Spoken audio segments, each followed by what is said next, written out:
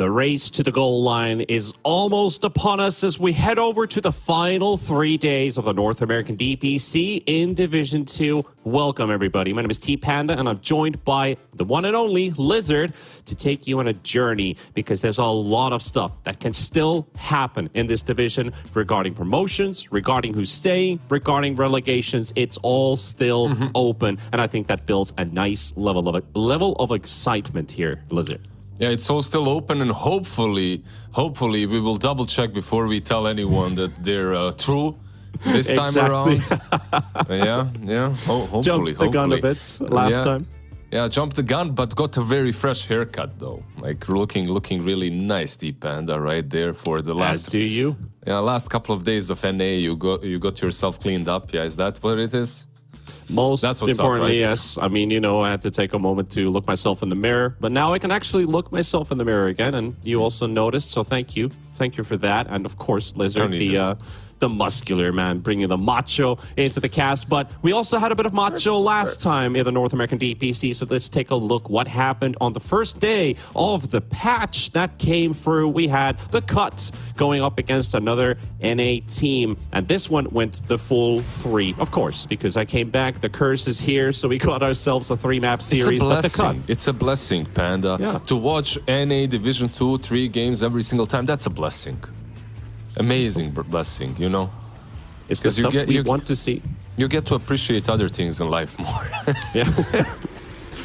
No, it was fun. It was fun, especially these series, because like the last 2 series, because they were on a new patch. So both of these teams, like even in the interviews, and you can see it through the games, they didn't know what the hell they were doing, and they just wanted to kind of enjoy themselves because the patch came out literally the morning of these games. So for NA, that's like, it's very difficult to just get ready for all the games and figure out what the real strategy is. Some players had their heroes picked out already. I think we talked to Ash, right? Yeah. No, it was Ash, and it was Joker that we talked to. And Joker was like, yeah, I know my 3 heroes. This is what I want to play. And those 3 heroes definitely did look quite damn strong in the matches that they played. Yeah, and also talking about the kind of, what was it called? Distance. The amount of Dota we got to watch was a blessing in a sense, because we got to see more of the patch and see different types of drafts come together. Some specific heroes getting picked, frequently. The Ember Spirit looks pretty good. The Void Spirit, now that I've actually had like a couple days since the patch has been out, the hero seems ridiculously strong right now because the base damage the hero builds up, and in general, the universal heroes seem to just pack a massive punch already like level 4, level 5. You're wondering where did half of my HP pool go? And Void Spirit, who was in the dumpster, seems like a very viable hero right now. Yeah, he's picked by everyone. Even in my pubs, that I'm very afraid of, by the way. Did you calibrate, Panda? Not yet. So I didn't really play very often before the patch because I was playing on Steam Deck. I was playing unranked, right? So I didn't play ranked.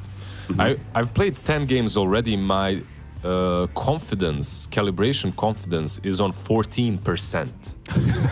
That's not very high. I have won 8 games, lost 2. Something like that. Maybe won 7, lost 3. And every game that I win, my next average MMR game is lower. And much lower. I went from average 8k to average 6.6k.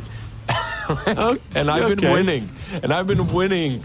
I don't know what's going on, but I think I might lose. I might drop some ranks here. This calibration is spooky. Yeah. But isn't it kind of like a positive swing as well? Because then you're like, well, I can win games on the new patch and get a good feel for it. No, the hell it's not. Of course not. You want to be as high as possible. I don't want to lose MMRs. It's disgusting, especially as a support. Going back in ranks is not easy. Oh, yeah, that is true. Like, playing support can be rough. But talking about, like, success, we saw a potential upset in the first series, but the second one, it felt like Sand King Gomez should be the team to just beat Alpha, right? Yeah. That was not the story. Yeah, it wasn't the story. They even showed mercy to them. They didn't pick Meepo twice in a row. And talking about ranks, by the way, in the time of support, who the hell am I kidding? I'm just going to pick Meepo and get my ranks back. That works. Yeah, that works. Right now, especially like Meepo looks goddamn almost broken. Mega Meepo in the house. Let's Mega go. Meepo. That's the one you want to see. And of course, Alpha, as they took the series 2-0, felt like, well, I mean, Alpha and San King Gomez, they're too far away for some teams to catch. And we talked about Joker at the, you guys are already through to Division 1, but that is not the case. However, because there's one team that can still mess the whole leaderboard bracket up. And as we're still rolling through the highlights, we'll get to talk about that tangent in a moment, because I did compile a list of promotion and relegation storylines, which we can discuss in a moment, because there's a lot of variance here. There's a whole list of things that need to happen for one team to get like full confirmation. Are they through or are they not? And then there are some teams who need other teams to lose their games to have a chance, and then they also need to win the last series that they're playing. So I feel like NA is in a very interesting place in terms of how the teams have been performing. Now you're playing on a new patch. You got to learn as fast as possible and figure out what's the best tools for us to win, because day one of the new patch was literally, like you said, just experimenting, having fun, not knowing what the hell's happening, but trying to make the best out of it. Now that you've had 2 times to prepare for it, basically what is happening today are 2 teams that are facing a very tough situation. Now that we got to the leaderboard screen, I'll let you talk in a moment, Lizard, because hear me out. Promotion storylines is the following. Alpha and San King Gomez, who are currently sitting at 5-1. For Tilted Boys, currently sitting at 3rd place, they are the only team who can challenge the top. It requires Tilted Boys to win their both remaining series to go 5-2. Alpha needs to lose to Oversight. San King Gomez must lose to the Cut, and that is the last series of this entire division. So it can be very, very tight. You look at the bottom half. Relegation. There's already Fart Studios out, so one team can still join them. Currently, it's the Oversight. They need to get to 3-4, winning their last series. Then hope for Tilted Boys, the Cut, C-Dub, and another NA team to lose. You need 4 teams to lose to avoid direct relegation, basically, and to basically get yourself as many teams as possible into the tiebreaker situation. If one of those teams lose and Oversight wins their last one, guaranteed tiebreaker for relegation. Yeah, I don't think Oversight is going to win their last one. That's versus what you said, San King Gomez or Alpha. San King Gomez. Yeah, that one is going to be rough. So for Tilted Boys, it's also a very difficult situation to get back in. Why is it a difficult situation? Because these teams that will be playing the last series, they don't really have a lot to lose. You're on 3 wins. You're most likely staying in division, especially if Oversight loses in their next series, right? So I don't think you'll be that crazy mad about playing the best Dota you can. You'll show up, you'll play some strategies, you'll try to figure out what's going on in the patch, you know, but you won't be hard-pressed to win at all costs. Because of that, I believe that the 2 teams that we are seeing at the top right now will be the 2 teams that will go through, but you never know, T-Panda. Can happen. It's a mad world out there. Anything can happen. It's NA. We're all mad here, for sure. Exactly. And Tilted Boys, as you look at the schedule, Tilted Boys versus C-Dub, the only series going to be played out today. It has to be a TB win. If they don't, that means Alpha and San King Gomez are through to Division 1, no contest. That will take the top 2 spots. But if Tilted Boys wins here, their hopes are still alive. Then it's down to what happens in Alpha Oversight and San King Gomez the Cut. And of course, Tilted Boys again need to win another NA team. So you got to get 2 victories in a row. A lot of variables in the air. And for C-Dub, they can't get to Division 1, but they can score themselves a higher prize pool. With 1 win, they will avoid relegation tiebreakers with Oversight if they win their last series. So they have something on the line here. It's not just an empty game to play. It's like, all right, it's the last series. But then again, it is literally the last series. You might just pull off something different here. Yeah, you might. You can just mess around, pick up some new heroes, but see some different teams winning, even C-Dub just going ham, you know, and winning against all odds. What I think T-Panda is going to happen is teams have already watched Dream League, right? Like we've seen Gaming Gladiators right now take down Liquid, and the series went all the way. So 5-game series. There's so much data already about the new patch. We're not there yet. Obviously, it's not like everyone. It's not like anyone has figured the patch out.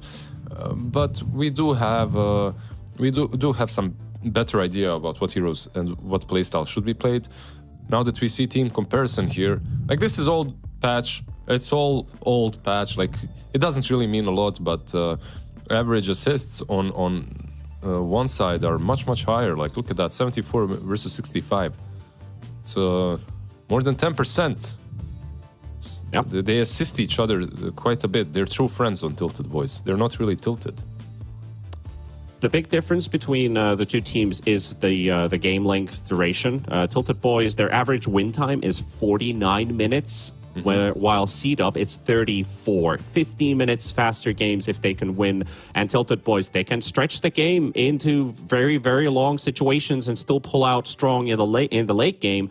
And of course, there's two players that are going to have a very big impact on how that game's going to be played out. It's the mid players, Mark, Volotka. You look at these two guys, Volotka, we heard from some of their interviews that this team seems like they know, they have good ideas, they have great execution. But Seed-Up, they are, I feel like in the Division 2, they're one of those teams that prepares a lot. Like they do a lot of this team discussions, player discussions. They want to push the next envelope and figure out what's the best way to go forward. And Seed-Up feels like a real competitor in this series. Tilted Boys coming out from the open qualifiers, close qualifiers, they've shown some spite. Yeah, they did. But Volotka, you could see his stats. They're looking a lot better at the moment. Yeah. Very solid indeed. And also what is solid, of course, esportsbet.io with the watch to earn platform where you can earn yourself some tokens, use those tokens for something good, something interesting. You can only find out by looking more information about that under the stream banner. So if you go down there or just go to esportsbet.io, create an account, log in, and start watching Dota, that will earn you some tokens. Because right now, what's coming up next is going to be the draft for the first game of the night. It's going to be Tilted Boys versus C-Dub Esports. And let's head straight over what is going down here. And I spy a Muerta ban coming out. And I think this, if you were watching West European Dota or West European teams playing against each others, I saw that Muerta had a bit of an impact there. Haven't only been watching, have been playing a lot, and Muerta is literally in every single game if she's not banned out. Just the lack of BKBs or normal old school BKBs made this hero insanely strong. She just disappears somewhere on the map, shows up with the Chrysalis and the Skadi.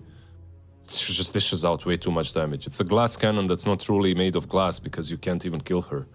Her ulti is ridiculous. So at the moment, Muerta feels, I don't know, like one of the strongest heroes when it comes to carries, at least, in my opinion. And I don't even know how the hero works, by the way. I literally played 2 games of Muerta. I kinda know I've played against her. I haven't played her, but I played against her a lot. But what's interesting is this Ench's... Seed-Up played it a lot. Like, they have Duster. They played it a lot and then they gave up on... They gave up on the Ench. But both of these heroes, like Chen and Ench, have been super highly contested in the finals of Dream League. So Io and Ench were banned out in the first phase almost every single game. Makes sense. Yeah, Chen wasn't, but he did get a couple of bans too in those 5-game series. So he gets picked up on one side, Ench on the other, and... I mean, I understand that there's just so many camps. Chen has been buffed up, Enchantress is strong. Like, her impetus, even though it doesn't say anywhere, is stronger than before. The Shard is decentish now with the 2 creeps. It can turn Chen's army against him as well. But here we are again, T-Panda. I'm telling you, we are back in a patch in which Chen and Ench are popular. Yep. And I want to see which pro is going to complain first about Enchant and Dominate Creep being still bugged? I reported it to the goddamned Valve police 5 years ago. Even more. It's still goddamn bugged. I'm done. Let's see when it's going to get fixed. might take a bit. Hopefully your report went through, though. Hopefully. Hopefully. It did. It's on the forum. You can still find it. I'm on a fake account, but... I reported incognito mode. I reported it on the old dev's website. Like, I can't even remember the place anymore. But yeah, it was where the bugs were reported previously. Yeah, what do you like more, Alchemist or Monkey here? I mean, Alchemist is got an innate ability now, like with the Grievous Greed. So I think small adjustments, but then at the same time, I kind of feel like Monkey King was pretty bad as a core last patch, right? He could have the most impact as a +4 because you also have a scaling support into potential auras and damage dealing abilities. But then again, if he was played as a core and you feel like he can actually have a lot of impact in the game, the laning stage can be super rough on what this Monkey King can actually achieve in a game. It's like, it's a bit of a question mark when you picked it up. I feel like maybe now it's a little bit stronger and potentially could be played as a core. But we also do see double support openers, like Monkey King. This just could be your 5 and 4. It could be, but I don't think it will be because they're banning out heroes that are really strong against him. They banned out the Viper, they banned out the Veno, Enigma not necessarily, but still. So they're banning out lane dominators against the Monkey. Yeah, sure, they can still make it work as a position 4. They can still swap it around. Like you said, it's versatile. But if I was Tilted Boys and I was putting Monkey 4, I would probably be banning out different heroes. You know, I'd be banning out heroes that are strong against my future pick, not against the Monkey. And Monkey is decent into the Alchemist as carry-to-carry matchup, so I think that's that's a nice thing. By the way, he's drinking water from a jar. Did you see that? Yeah, I saw that. Yeah. That's as illegal as Techies is. And I also saw that we have a stand-in also playing in this series. So is that going to be a positive thing for Tilted Boys? Is it going to be a hindrance? Because I mean, it's notorious. It's notorious that's out. Yeah. I don't think that can ever be. I don't know. Notorious was good for them, so I don't think it's. I don't see how a stand-in can be a positive unless you bring in Sumail and you kick, I don't know, Arteezy, you know, Division then 1, maybe. We had Yuma stand-in, and they won a Series 2-0. We had Adzantic stand-in. He broke the timbers. He broke the most kills in the DPC with the Timbersaw mid. So those were positive remarks. Again, you know, what team are you playing up against? But it is Division 2, you know. Everybody has to be considered a versatile opponent because the qualifier teams usually are the ones that will just drop a game pretty easily to a very simple strat. So bringing out a stand-in, usually if it is played as a support, it can feel a bit better. But if you're playing with a core stand-in, you better bring some big guns into the game. Yeah, I completely agree with what you just said, even though I disagree with some of the things that you have just said, like... Yeah, you are the ex-pro. Dude, like, it's basically the point of view. It has nothing to do with being pro or not. Like, stand-ins, in one way, they can freshen up and feel really good, right? And the other way, they can really suck up the team energy and you're feeling like you're not really that great with the new guy because you've studied a lot and played a lot with someone else. So it's all about what kind of a player base you have in your team. Like, it's like the same things can have a completely different effect on different teams. That's all I'm saying. Yeah. Like, it's as simple as that. Tilted Boys, they go with the Necro though. Did you see the new shard on Necro? It's a Death Pulse, basically the old one, but you turn into it. And you can cast it. Yeah, so you can you're the Death Pulse. So you can follow a target with it and get on top of it. Blow it up. You can also use it on your ally, so you can use the Death Pulse on your ally and TP to where he is, basically with that link to where he is. And they picked this Necro most likely as a decent lane into the Alchemist, but now they got AM'd. Now they got AM'd instead, and Alch is going somewhere else. Like we've seen the 3 Alchemists in the previous patch, maybe 1 or 2 supports that haven't done really a great job. But you know what? Like, I'm thinking about this trio Alchemist that you're mentioning. Hero is like, the amount of damage that he deals in the lane is stupid. Like, I don't know what it is. Unstable Concoction and Acid Spray. I'm on half HP. He's level 2 and he kills me. It's like stupid. I don't get it. But It's a very different Alchemist to the previous days where you're like, oh, Alchemist, I'm winning this lane. yeah, it's a lot of damage, like crazy. And now you have techies on top of that. Monkey King is this melee lane dominator, but if they do put Alchemist on the offlane, I'm not sure. Like, we'll see. Monkey and Enchantress can win that lane, but it won't be. I think they'll win it, but they have to be careful. Like, techies and Alch, they can blow you up. I like the idea of the anti-mage in this draft. Like, you're doing a sizable amount of damage against the Necrophos, against the Rubik, and your ulti just gets a lot of big benefit out of these two heroes. So you've got to consider what kind of positioning do you need to achieve in team fights. Okay, there's the Chen army.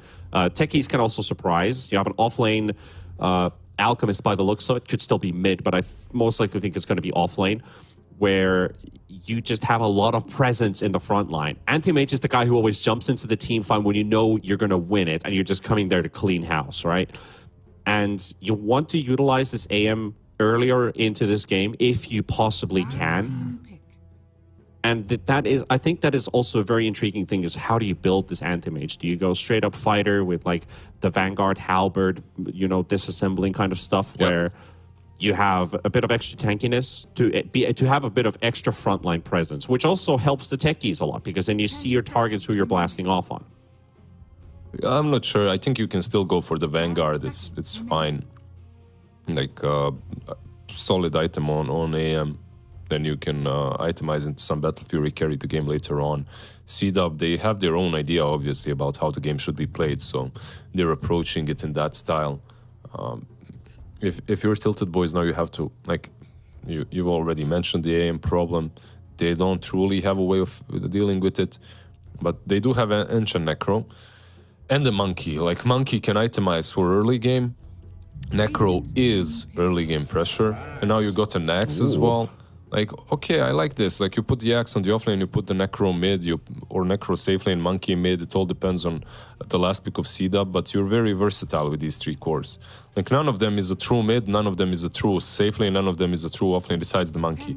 He can be considered like a true carry, right? Okay, a TA. It's a good pick. It's a good pick. It's just like, it's a good laner. It's just that CDub a lot of minus armor. A lot of minus armor, super greedy, but like you just said, a lot of minus armor. You can take Rosh with this Chen and Acid Spray very early on. Like, you do have this early game pressure. Not sure. I think Tilted Boys are a stronger team. So I'm thinking they're going to take this one no matter what. But like you mentioned, a lot of minus armor. You can get Orb of Corrosion now again. It can work. I can see the TA dominating, but I can also see their game completely falling apart if Alchemist doesn't have a good lane. He's the offlane, right? So yeah, it's a good assessment. I feel like you talked about the Orb of Corrosion, the Orb of Destruction, which I really like, because you can now actually pick it up if it is in the randomized pool of items. That's what I meant, actually. Yeah. So it amplifies this TA by a lot. You get this +3, +4 minus armor, something like that. And of course, the slowing tool, it's like 4, the way, right? it's something like that. So like this TA, I feel like you're in for a pretty good game. You've got a solid lineup with a lot of tempo, and you still got anti-mage to kind of back you up. But there's a lot of things that can go wrong, and I see your point of view for sure. But I feel like CDub could just sneak away with this game one. They could. I'm not sure which way it's gonna go. I think it will be Tilted Boys, sure.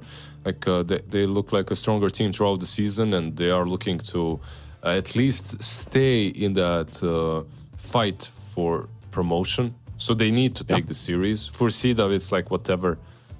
They're gonna stay most likely in the division anyway. If they win, it doesn't really matter way too much. So yeah, well, you gotta win this series to be certain, right? You don't want to jump the gun and be we're probably safe, and then Oversight wins their series and you lose this one. You're going to be at 3 and 4, and you're playing for a relegation. Oversight winning versus Sand King Gomez is also very, very unlikely. But like you said, anything is possible. And that's what we are here for. And see what happens in this first game. Frugos already he is the stand-in player basically for Tilted Boys. And I can see that they also decided to ward the Twin Gate. Yeah, I think So- this is a must. It's like you don't even think about any other ward. I think this is a ward that you just have to put. You need it. If you're Dire, you need that one. If you're Radiant, you need the one on top, just so you can keep an eye on rotations from the position 4s or 5s. Yeah. It's just way too simple now to rotate. It's also way too simple to devour those wards, but yeah. I'm looking at 5 blood grenades in this game. We've got one on Ench, one on Rubik, Techies, Alchemist, Chen. I feel like you want to capitalize on that early damage, that early poke, and potentially even look for a kill with it too, because you have this extra slowing tool. You're going to get extra right clicks. It's not even about the initial damage, but the slow is going to be enough for more right clicks. No, of course, it's the 15%. Like the moment patch hit, I didn't play a single game in which I didn't buy blood grenade. Like every single game I've played, I bought it. So I think it's just like a no-brainer. And it's cheap.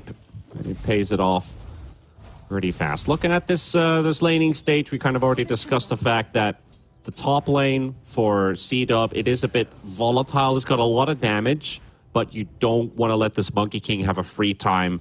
Then again, a TA versus Necro. When does this Necro get to rotate around the map? Are you just going to focus on farm? You don't want to leave your tower defenseless, so the TA doesn't take it away from you, which can happen because these Templars, with this new patch, I feel like they get online super fast. They do a lot of damage. You don't want to lose your objectives early on, and especially considering the skirmish potential that C-Dub has in their lineup. I'm sorry, T-Panda. Like TA is all fun, and but Duster is a very sad. And every single camp on bottom has been blocked.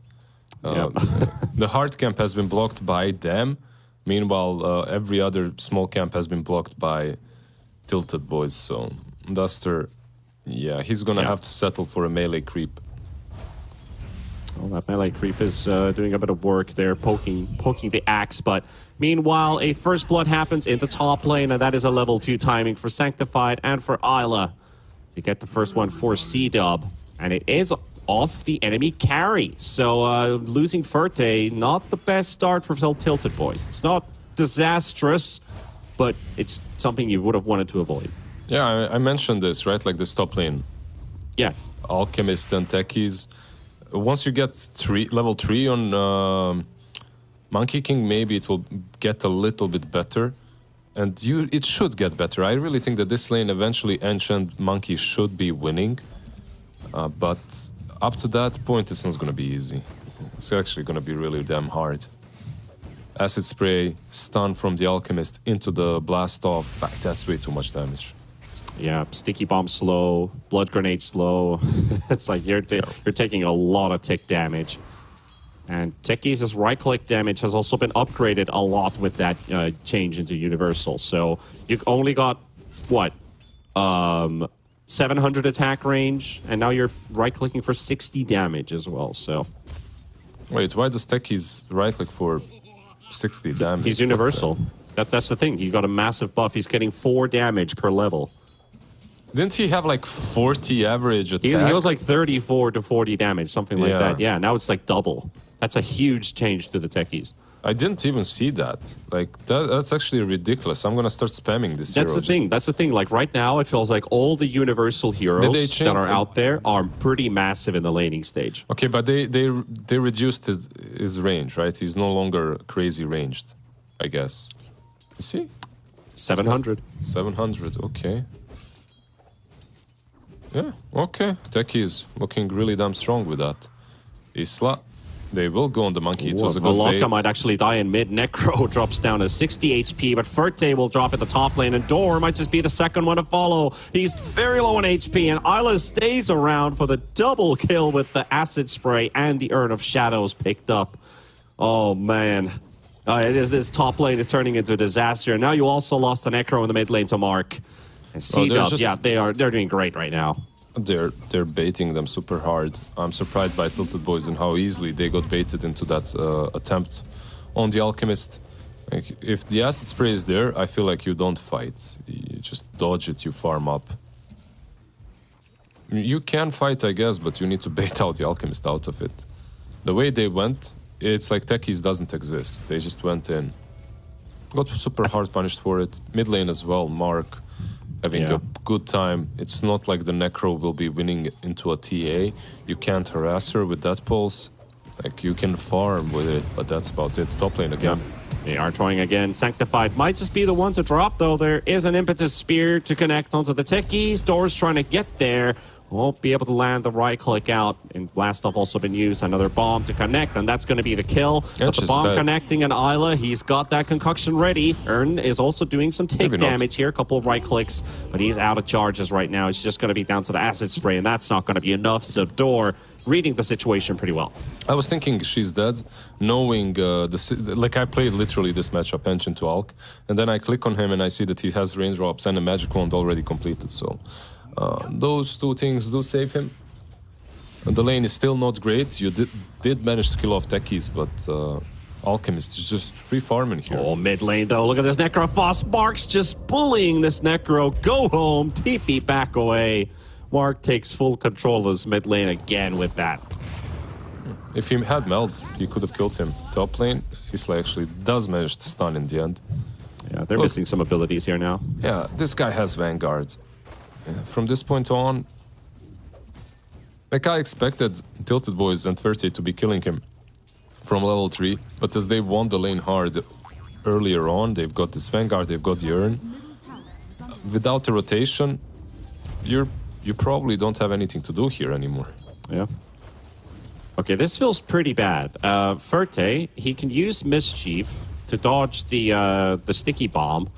The downside is if you use Mischief to dodge the damage, it still takes a raindrop charge.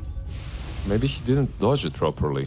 Maybe he didn't dodge it properly, but that looked like he got Mischief off just before the bomb exploded.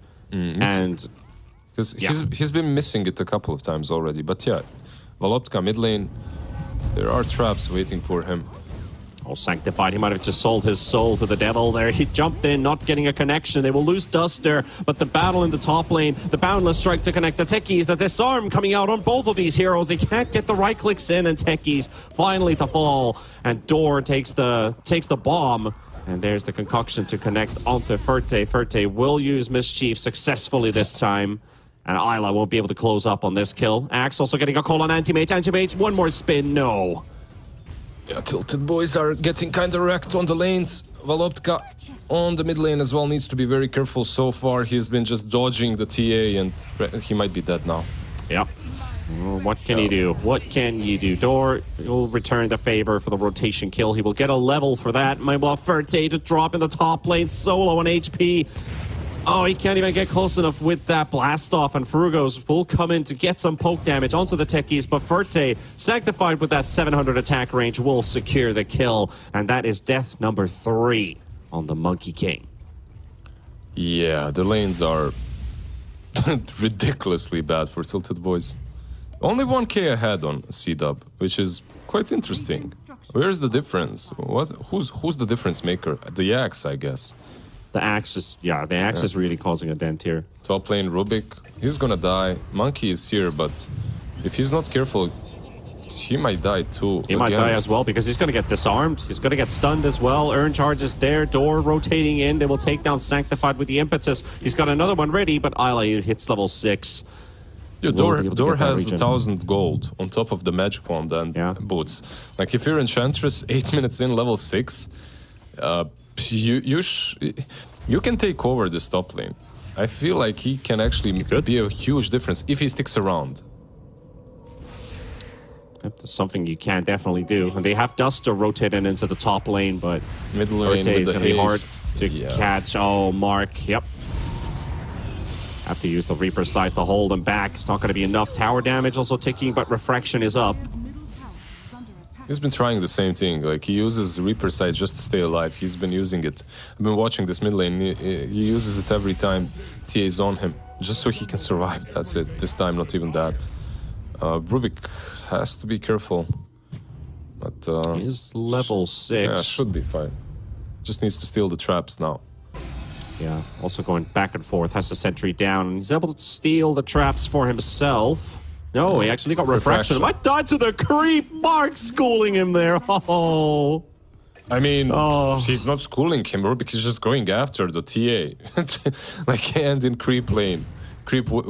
Schooling in terms of a lesson, line. not to chase the TA in a straight up line. Yeah. And they also lost Verte in the top lane. Oh, this Monkey King does not have a game.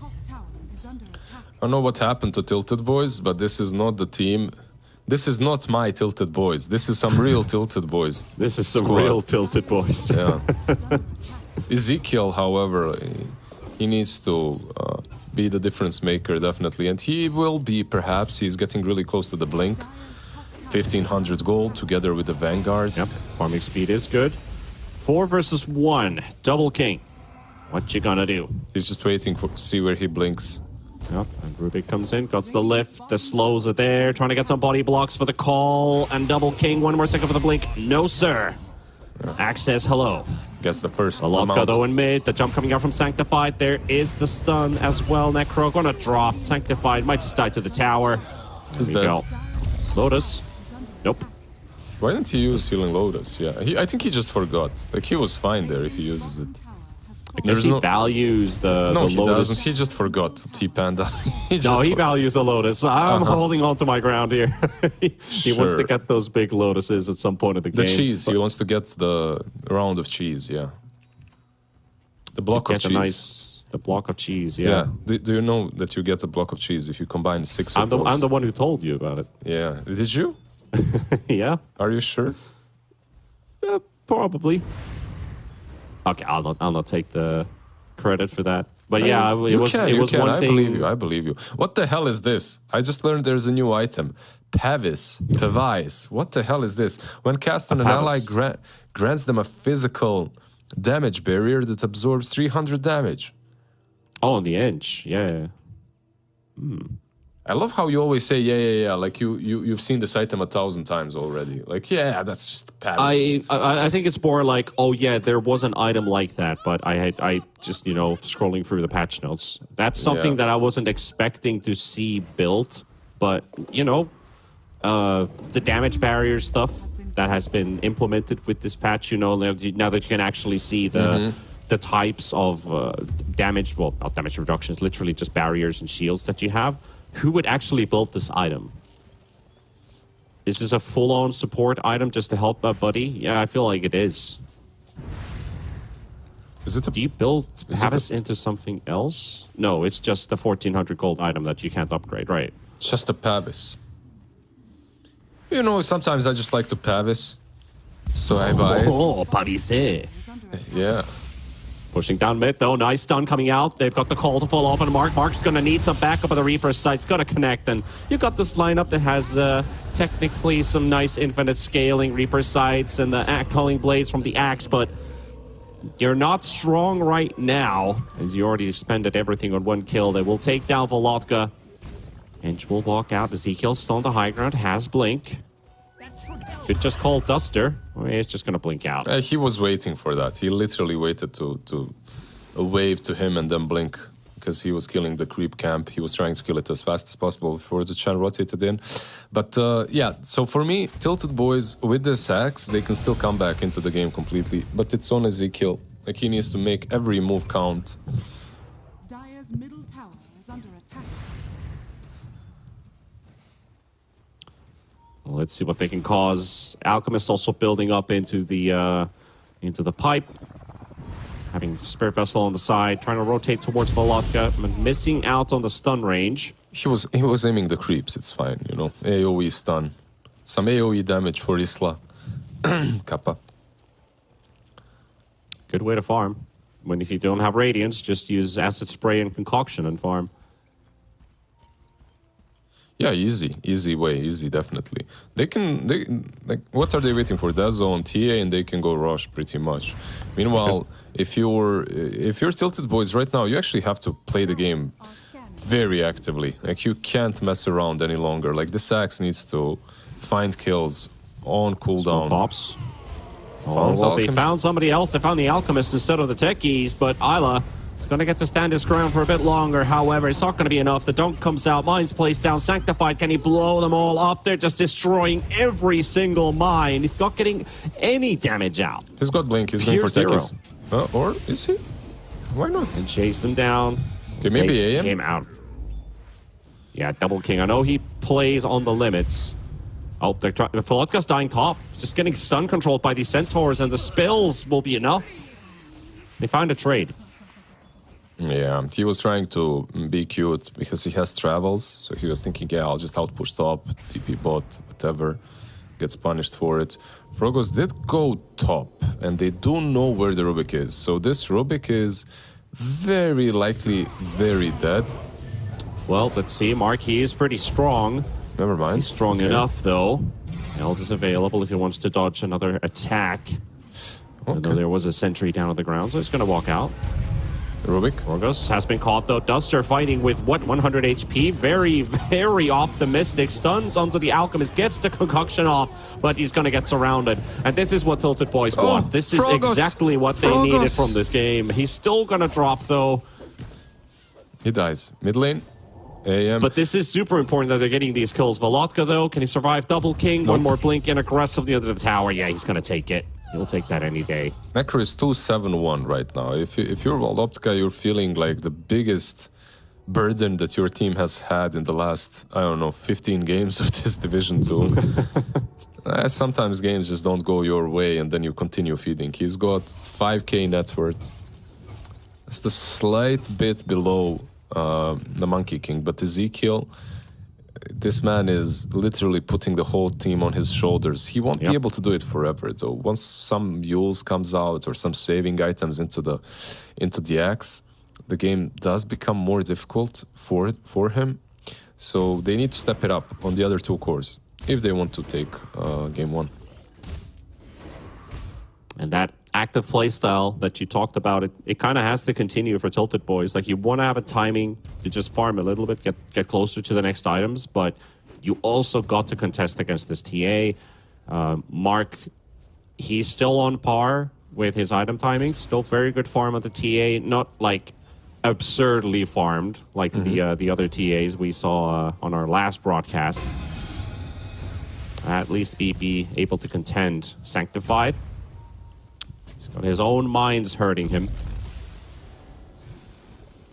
Frogo stealing the sticky bomb is going to be able to deal a decent amount of damage. 424.8 in the hands of the Rubik with 2 points in Arcane Supremacy. Not bad. There's just top lane Monkey King as well. He's farming, but I think Radiant right now, they just want rush. They have this Dezo on Edge, on TA, sorry, Alchemist. With the acid spray level maxed out, you should be going into the pit. Yeah, you should be going into the pit. But if you're Dire, if you're Tilted Boys, this could be your best chance at coming back into the game. But Ezekiel actually needs to get there. Double bash from Roche. Nice. And Ezekiel just isn't TPing. This might be free Roche. Now look at that. DD, Alpha Wolf. They're too slow. Double meld strike on Roshan. Yeah, they're not going to make it in time. C-dub. We'll get a dub out of this Roshan kill.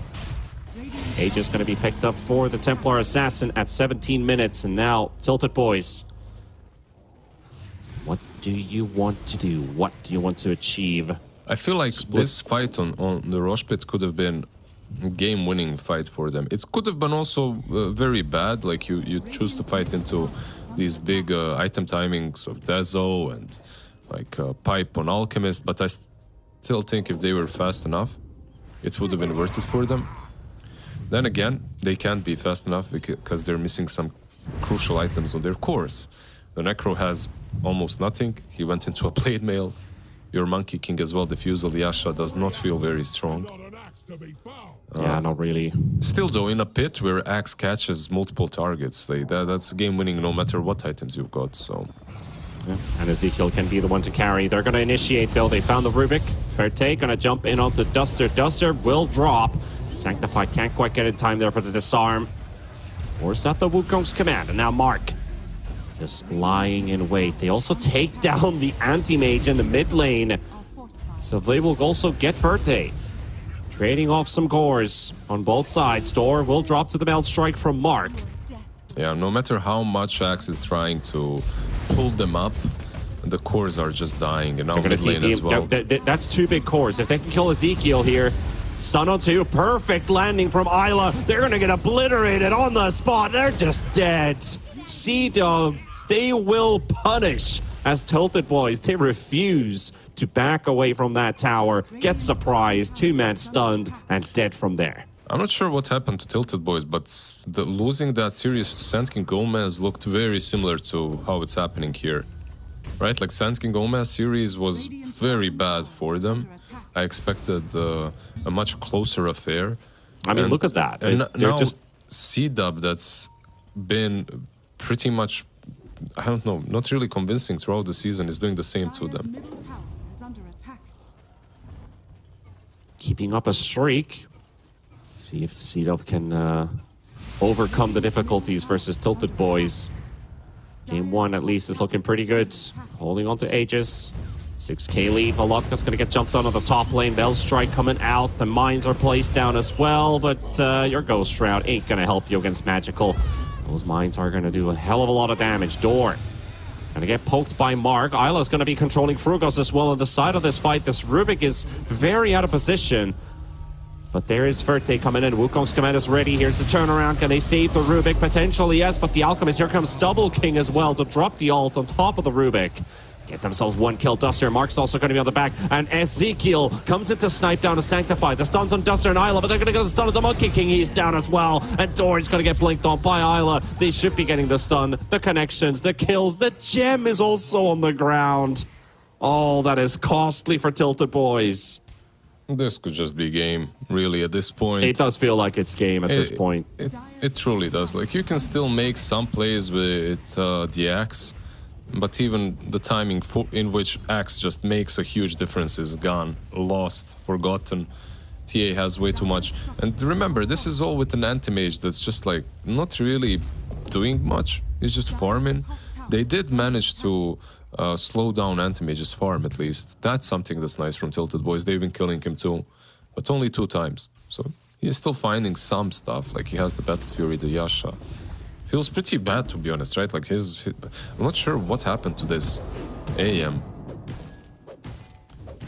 Like, How do you fight Okay, he's C-Dub got if they're Manta now, yeah. stacked up as 5? Like, how do you do that as Tilted Boys? Is it just Ezekiel hoping for a good stun? I mean, he's the one getting jumped on right now. He's going to need some backup. He's going to turn into charge onto Mark. Mark just runs away with his movement speed. The Alchemist still tanking a bunch of this damage, but Sanctified will secure the kill on Ezekiel. And Dor also going to try to run away, but Mark's still chasing. There's a blink available right now. And the Look, Aegis, they might do the same thing again as they did last time. Wait for cooldowns and going again. well, Aegis is gone in 30 seconds. So they have to do this really quickly and back out. But Ezekiel is also dead for 30. So it should be fine when it comes to just taking the tower. Well, Fate Bolt actually pretty good here because Mark, that's minus 35% damage reduction. So even with a Desolator, it will slow down their push by a bit. Yeah, and there's an instant slow from Phylactery as well, from the Rubik when he pops that on you. So he's got some nice things going for him. Look, there is still a world in which they jump the TA with Axe and take her down. Like, she's not really that great into an Axe.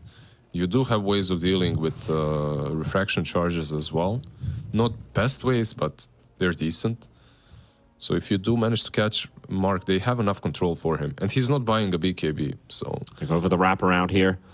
C-Dub, they don't have the numbers. Volodka's going to be the bait here. They could be able to turn this one around. They want to target Mark for the kill. Ezekiel coming in with the blink. They've got the blade mail. The lockdown is there. They will lose the Necrophos, but they might just end up losing their bigger target, trying to TP out. Not going to happen. Ezekiel with the donk. He might just get another stack for himself. No, Verte denies Ezekiel from landing another culling blade. Yep. Get that +2 armor from that. That could have been +4 from that fight. This is just them being unnecessarily cocky. Like, you're staying on this top lane for no reason. You already took the tier 2. Oh, they got the anti-mage. Spin, spin, spin, spin, spin, and smack. Oh, Ezekiel, I'm telling you, he's carrying This this guy's game for MVP. them. He's carrying the game for them. And he makes me feel like, you know, sometimes you see a team losing, but you still feel like they're the stronger team. That's Look at how I that. feel. Yeah. Looking. Beautiful. You got a double stack of Ancients and you're just jumping on top of them. Oh, they're going to catch Duster. It's going to be another kill for Tilted Boys. Ezekiel with more stacks. 16 armor now picked up from Cold Armor. And it just feels like this TA can't really contest against the Axe if he keeps up building this extra armor at this pace. Infinite scaling, baby. Look at, by the way, the Lotus Ball Love on it. the right side. That's a lot of Lotuses. Can someone pick them up, please? Nice, Ezekiel. Good job. Yeah, I mean, of course it's Ezekiel, right? Yeah, you just need inventory slots. There we go. Greater healing Lotus. More. Give me more. No, you need to drop. No, Oh, don't he used it. Oh my god, he misclicked it. Well played. Was kinda bad. Perfect, but kinda bad. Yep. Yeah. Sums it up. Well, they might Right. get a shard now for Wrench. I think that's pretty damn nice. Dor can use... Yeah, he gets it. He can use the Lil Friends. And the Lil Friends also did crash my Dota. Cool. But Nice. yeah, you can use the Lil Friends now against Chen, right? So, and the best thing is you won't use it against Chen. You will use it against TA. All these extra creeps hitting TA feels pretty damn good. It's a good, good turnaround conversion against the Chen army. Stacking up on mid. Necrophos is going to tank the bait once again. He's already gone. And Ezekiel, he's still TPing in. They're going to try and initiate onto the Alchemist. It's going to be a difficult target, but Ezekiel goes in. He's going to take the brunt. They will lock down the Alchemist. So it's going to be a 1-for-1. What happens next? There's a big bunch of Hellbear Smashers on top of Sanctified. He's being chased by the little friends. They will give up the chase, though. And that's a fast Roche, by the way. It's already up. Dire's middle tower is under attack. Little friends causing Lizard's Dota to crash, but hopefully he's still on TeamSpeak with us. I'm still on TeamSpeak. He's still I'm doing reconnecting. I'm waiting for the game. I just want to see it once again. I just want to see Maybe the we'll get beautiful Dota. Radiant's bottom Yeah, the tower beautiful tilted to- friend. to- Tilted friends, the little friends. Tilted friends, yeah. Little boys. Dor has tilted friends. All right, so C-Dub, they've still been holding on to this 8K lead. It was actually 11K at the best for them, where they also had an 85% win probability for this game. Ferte is just going to go honest backdoor through that tier 1 tower. There's no backdoor, haha. But what does C-Dub do now? Because they want to force a fight. The hidden ones have It could just be this Necrophos taking another bait. He's already died 11 times. Just make it number 12. Just bait it out, yeah. Isla goes Isla. in. Jump on Ezekiel. He's still going to get stunned up. They're going to force their attention towards the Axe on one half and also onto Velotka. They will finish off the Necrophos. They also got Anti-Mage dropping that big ulti, but Axe unable to clean out. No mana left. It's good soul ring. That is actually pretty huge. Even if you don't kill this Axe, if Anti-Mage just burns all of his mana, you've got this big hero that can't do anything at that point. He's got soul ring on Axe. So he's kind of prepared for it since the laning stage, right? Like you pop the soul ring and then you can turn afterwards. But I like what Tilted Boys are doing with the Necro. You called it. Like he just goes in. He's this big jabate, you know, if they initiate on him. I They use the don't little- think Soul Ring is still going to be enough for this Axe to actually get the call off, because the moment he starts channeling it, he has to play like this. Double King fighting against the Rubik. 2-man stun coming out from Ferte. They've already lost Duster. Tilted Boys, they're dropping very low on multiple heroes. Ezekiel still trying to hold the front. Velotka gets the Reaper Scythe onto the Alchemist. He takes 0 damage. Absolutely nothing from this ult from Velotka. And now Mark gets the turn to turn this fight around for them. And Tilted Boys, they're on the run. Fru goes to fall. Ferte might just be the next one to drop as well. Mark will clean him out. Ezekiel almost gets Double King. He blinks away. And Isla will chase him down. Velotka still on the chase, trying to find the target. That is the TA, the anti-mage. There's nothing to grab. They will lose 3. They're going to lose a 4th. It's going to be Dor. He takes down Sanctified, but at least they get something out of this one. But Velotka, got nothing left. It was a nice fortification there. Well played by him. Fortifies so that there's more hits coming from the towers. Cool shit. Yeah, like the team fight didn't really start the way they wanted to. They missed a couple of spells. They used Little Friends and then they initiated afterwards. They were smoked up, but it just wasn't enough. And this Axe, he can be as big as he wants to. You're playing into multiple cores that are really mobile. You're playing into a Blink Alchemist, Blink Anti-Mage, Blink TA. Like, your backline will get jumped on, so you need to blow up a target immediately. And the problem is, it's no longer just the TA. Suddenly, this AM is becoming an issue too. Like Now my game crashed. There you go. I believe he's got an Abyssal flying over to him, so he'll be able, like you said, to jump on top of the Axe. And the way that Axe needs to play is, if he does get jumped, the Soul Ring works in a way that you move out of the fight and then you reinitiate with it. So he'll have the mana for the call, but not the mana for the cull, most likely. There are arcanes on Are they Rubik. defending? Oh, they missed out the call from Ezekiel. And we're hoping to grab Mark with that, but he's going to get slowed up and controlled, stunned in the backline. Isla has also extended pretty far. Disarms are flying in. Ferte gets the ulti out as well, but they can't quite get these seed-up heroes in the right position. They get to re-engage. They actually get to disengage. And they can reset for the time being. If you're CW, go in again. There's no Wukong's command now. Like, this should be your fight. I wonder if they'll decide to still fight on Tilted Boys. I don't think it's a good fight. He'll be initiated on by this Alchemist. Look at him go. Oh, Al going in. Stun does connect onto the Necro. He is hidden. There's the Pavis. Pavis. Pavis. Who invented Pavis? Which country started fighting with it first? That's the question. That I do not know, but oh, the Yules comes down the Reaper's Scythe as well. No damage dealt to Mark. Nothing whatsoever. Tilted Boys. You're going to the graveyard and we'll lose Sanctified. The Ferte to drop. Ezekiel's going to go down next and Double King's controlling the back line. It is a complete disaster for Tilted Boys. And that is going to be a whole full-on team wipe as Dor. He's the last man, the last Bambi standing. At least for a little bit. He bought out. Before he died, he buys out instead of sending couriers to himself. I'm a little triggered. You're dying with the gem as Enchantress. You're not sending a courier instantly. You're buying out instead. Priorities, man. Priorities. And the courier is killed afterwards. And the courier. Yeah. They're just trying. Like, look, this play. Remember, I was saying that Axe, he has a really good net worth lead. He was on top of the net worth charts, but eventually it falls off. Like, you just find ways of dealing with the calls, and right now they are finding it.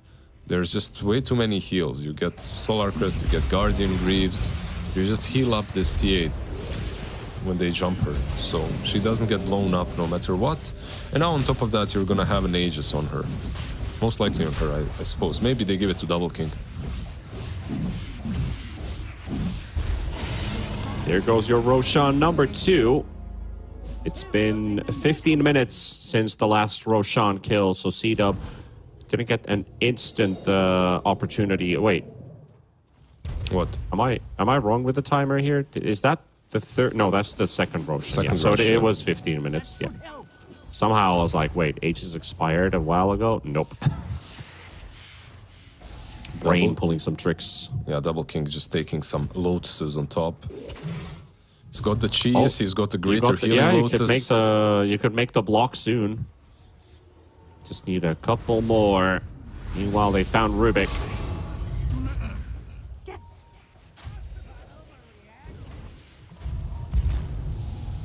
Mark going in pretty aggressively here. Breaks the Enchantress. Both hits miss, though. The Pavis also soaks up some of that damage. Pavis. God damn it. Ezekiel blinking in on Isla. They will get the Glimmer Cape. Keep him alive for a bit longer. They can't really see the Axe. Here comes the stun. He's going to lose his entire mana pool. You can pop your Soul Ring, but it's not going to do you any good. And Volodka is slowed up to 105 movement speed. Oh, that's just sad. Pops his Blade Mill, hoping to reflect some of that damage, but it's not going to work out. C-Dub running them over Alchemist. one by one. Alk is Fortify. actually stunned, but Ferte drops the ulti, and they just run away. Double King has a Satanic, but sorry, Ferte has a Satanic, but it's not gonna do him a lot of good here. He can just chill in the back, watch as his base crumbles. I've got a feeling that since the Lotuses are being picked up, they're holding on to the cheese, that Kips is somewhere saying, like, make the block of cheese, make the block of cheese. Make the block. Do the block. Make the block happen. Well, this game is pretty much in the bag. C-Dub dominating through this one. They got to play their timing. They weren't really closed down or shut down by Tilted Boys. We saw some sparks of hope, but those sparks, they were pretty quickly just distinguished. As that is the rest of them falling. The tier 4s are open for the taking. Ezekiel, one more play. Blinking back. Using Aghanims on Sanctified. GG. GG. Oh man, that was a rough laning stage for Tilted Boys. Like, couldn't get much out of their Necro mids, couldn't get much out of their Monkey King in the safe lane, and that's what I was a bit worried about. If the Monkey King in the lane gets shut down, do you really get to play the game at all? Like, I don't see too much impact coming out of him, but at the same time, Isla with this Alchemist paired up with Sanctified's techies, who actually got 12 kills this game, they really relished in this game. Mark also just beating that Necrophos in the mid lane. You lose 2 of your lanes. What can a sole offlaner do in that game? It puts a lot of pressure on Ezekiel. Yeah, he was trying. He really was trying quite a bit. He's going on that off lane, doing a lot, going top, mid, jumping, hunting down the anti-mage. Was on point with the axe, but eventually he needs one more teammate to play with, and he truly didn't have a single one that could help him out a lot. Like Frogos probably was dishing out the majority of the damage and playing with the axe the most. This Rubik was on point with a couple of steals, specifically when he had Techie's mines. It allowed him and axe to get a couple of kills on the map, but eventually you just find ways of dealing with the axe. That's it. Is it the Yules? Is it the Greaves? Is it the Chen heal? It's like you will find ways of saving targets that are... There you go. The Yules, the Greaves, the Chen heals. Yeah. It's just too much for him. They needed to get more farm on the Necro and on the Monkey King, but the laning was just incredibly difficult. After watching this game, though, I still get this sense the Tilted Boys are stronger as a team. It's just that they needed a better draft. Like these lanes... You can't lose 2 lanes this hard and come back into the game. Yeah, a bit of experimentation, but we've seen Tilted Boys do these experiments from time to time. Even literally the first game we saw them play was Witch Doctor IO offlane, which didn't work out, but they were willing to try it out and see like, hey, maybe this can work, maybe it doesn't, but it absolutely did not work. However, they've lost game 1s before and been able to turn series around. They can still look for the reverse sweeps. So I'm pretty sure game 2 is going to be a lot more competitive on their side. But talking about positives on the side of C-Dub, because they did end up taking this victory. Top lane was lost since level 2. They got themselves the early kill, basically just snowballed from there. Even if Sanctified would die once or twice, Isla's Alchemist, it felt like he was everywhere on the map as well, just like Ezekiel was on this axe. And then you look at the mid lane, Mark. He's playing a TA who is uncontested. That usually does not lead into good things for your opponent. Yeah, he was not only uncontested, he was... It would have been better if C-Dub had no one on that mid lane. If TB had no one on that mid lane. Mark would have had less, because he wasn't only farming every creep, he was also killing Golotka almost on cooldown. Necro would show up in the lane and he'd be zoned out in a span of a minute, more or less. He'd be popping that ulti, just annoying Mark more than anything else. Well, in this battle In this battle of the mid laners, our Bratan Bratishka, our MVP, it's going to be Mark, the TA. Not too much to be said on top of what we've already mentioned. Stellar performance, the one you need from your mid player. Just being there when you need to play the game actively. And also made Double King's game a lot easier because you've already got 2 cores online. He can just chill out a little bit. I like the way that they changed their gameplay idea a little bit, where Double King hits the back line and Mark is constantly just hitting targets in the front. You know, just being a nuisance, being a hero you want to target that you kind of have to address. But your supports don't have a game because Double King is harassing them, burning their mana. Ezekiel would later on be the target for the anti-mage. Just burn his mana pool. He can't call anybody.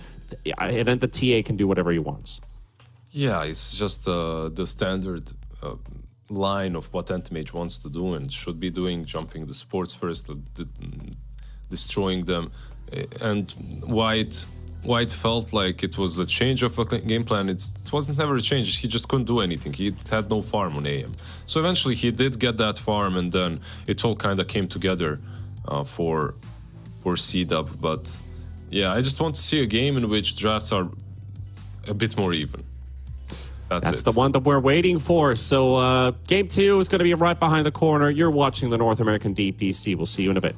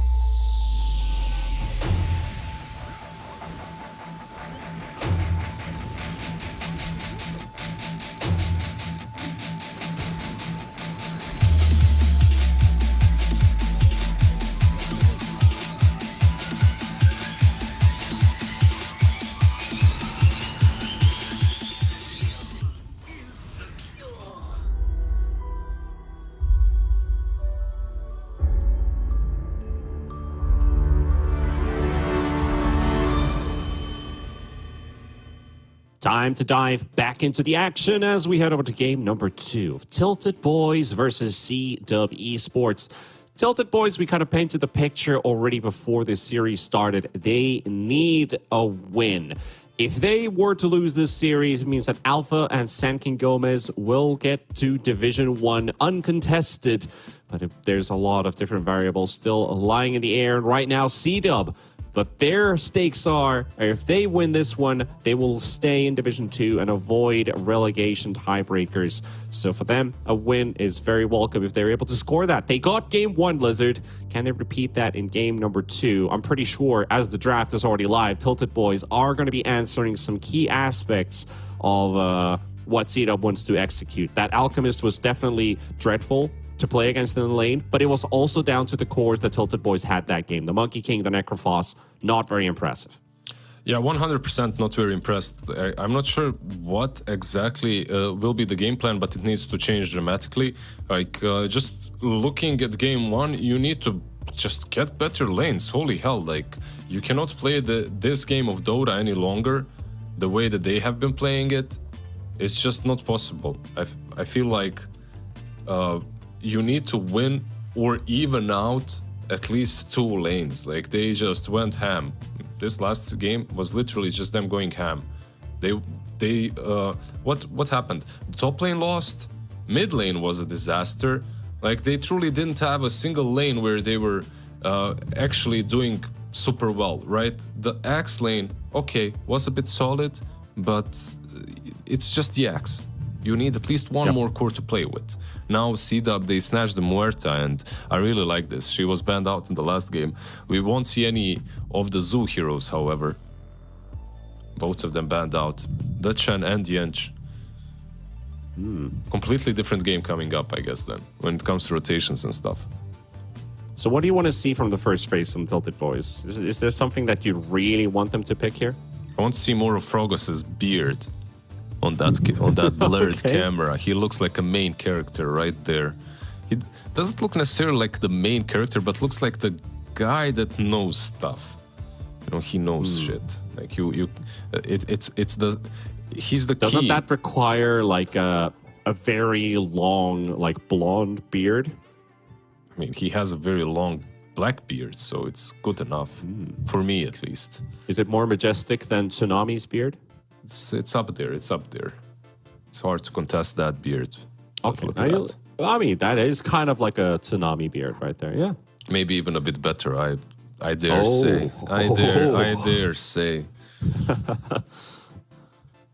All right, well, let's see what they're going to bring up. The Doom's going to be the first answer. At least that can hinder Muerta's gameplay a little bit, especially if this Muerta ends up being a core. Very ability dependent on dealing damage.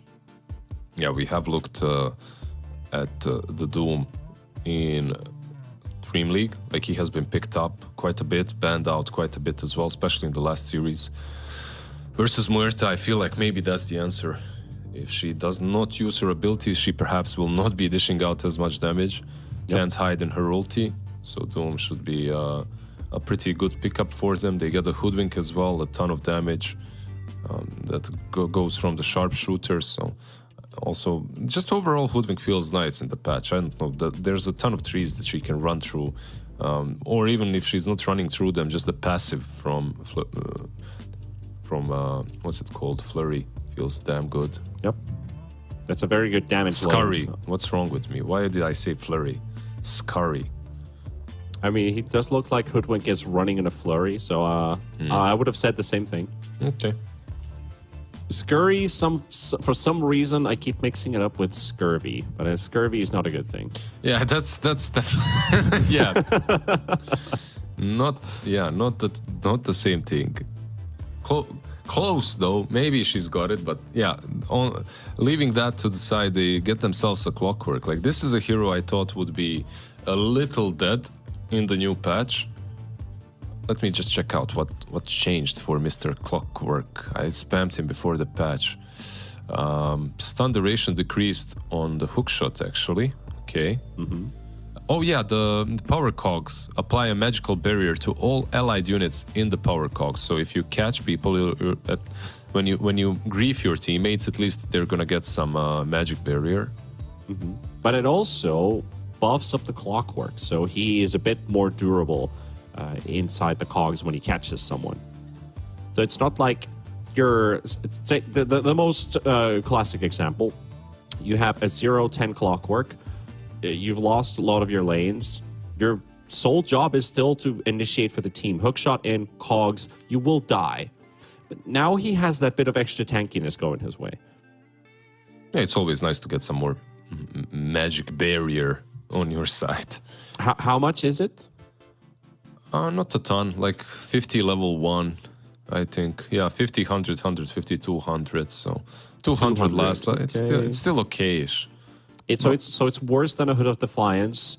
So you could say that's like a 1,000 gold buff, something like that, maybe less.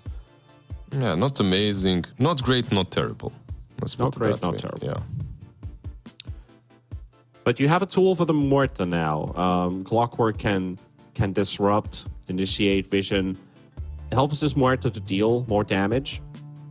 And you've got to be you got to position yourself really well if you are seed up currently with Muerta. You might as well bring up another hero who benefits from Clockwork going in.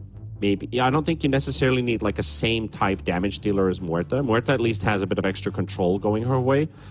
So probably not like a raw physical damage right clicker. Something that has maybe a bit extra on into the mix. Yeah, something a bit different would be all right. I love the fact that this Clockwork Muerta is literally the same old patch, right? Nothing has changed. Yeah, like Lena Clock, yeah. It's Lena Clock. It's literally the same approach. Not a lot has changed when it comes to that. They go for a Disruptor, okay? A very favorite hero in that last patch, right? But Right. again, you get some AoE disabled versus the Muerta. You get that Static Storm, which is always nice. Not that great versus Clockwork, but you can glimpse him when he goes on you. Not that great versus Legion Commander, because she can purge all of your stuff off. And Legion plus AA, just a very nice combination now for seed up. Clock AA, Legion AA, also really good into the Doom. Just a ton of value that they're getting, a ton of synergies on seed up. They still need to win their lanes.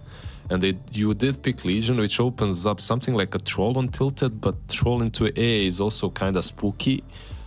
You banned out the Slark. I'm thinking, what else is there that's kind of decent? Like, you could go for a different class cannon ranged hero into the Legion, I guess. That's an option if you're Tilted Boys. It's an idea. You've got Hoodwink and Doom.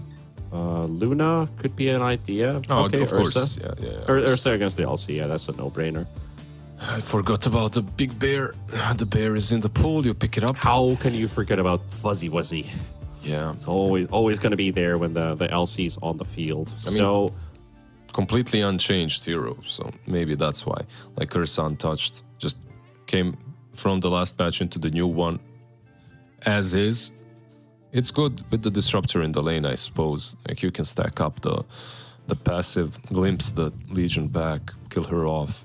It's a strong hero into two melees as well, like Clock and Legion or AA and Legion, doesn't matter. I feel that Ursa should do fine.